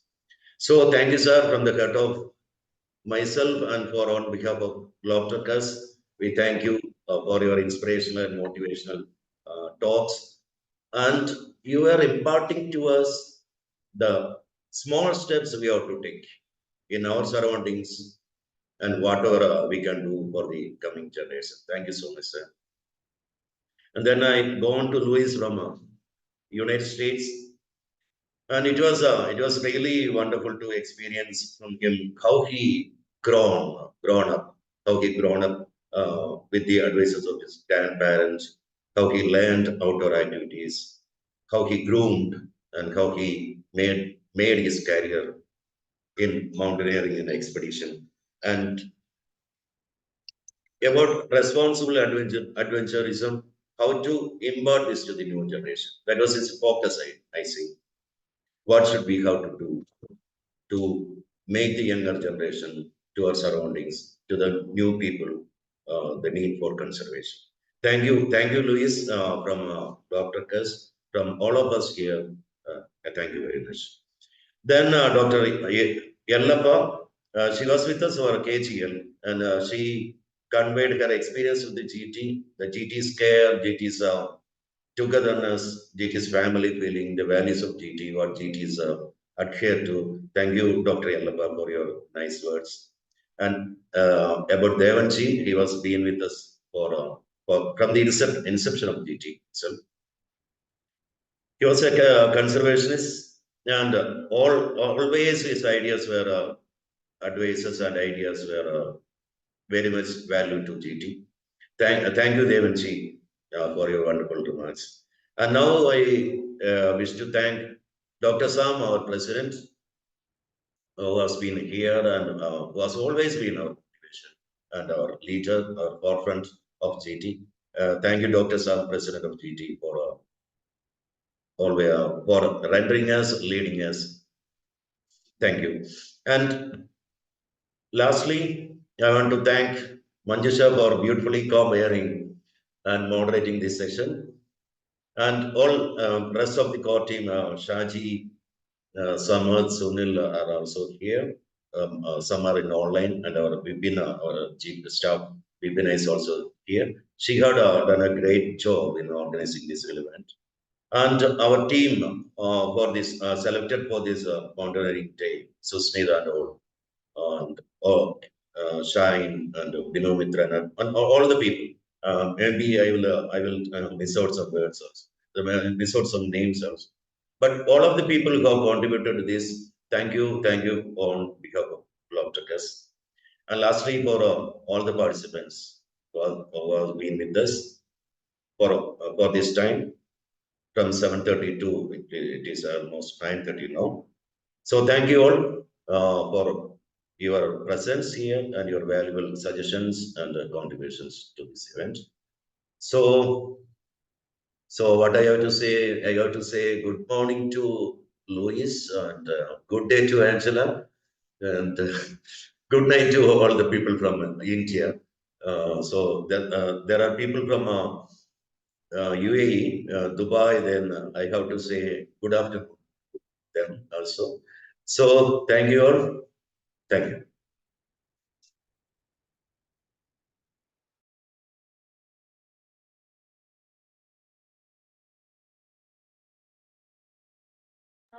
So that is the end of a beautiful day. We had a great time together. See, events like this will never happen daily, but when it happens, it leaves a beautiful impression in our mind, in our heart, in our well-being, so that we will take it forward. Like we will share the messages and we will do it more, because we Globetrekkers believe that we are having an impact on people. So a special thanks deserve a special person deserves a special thanks for this. That is Shaji P. Matthew. Without him, it could not have happened. From my heart, I'm saying this because when I suggested an idea of this, online symposium, the first thing I asked him is that, okay, give me some speakers. The rest we can do. And getting the speakers is very important for an online event like this, because people have to stay back to listen. And I'm so thankful to every one of you to be with us till the end of the session, and let's do more. Thanks for now. We will see you again.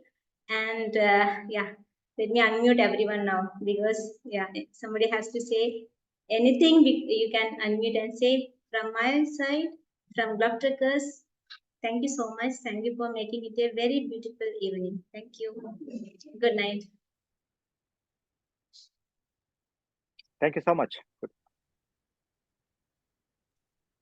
Thank you so much for everybody. Thank you much for the chance, and congratulations to the great job you're doing. Thank you so much. Good night. Good night. Thank you, Manjusha. It's a wonderful session. Thank you. Everyone is here. Yeah. So let me end the session. We will meet soon. Thank you. Good night.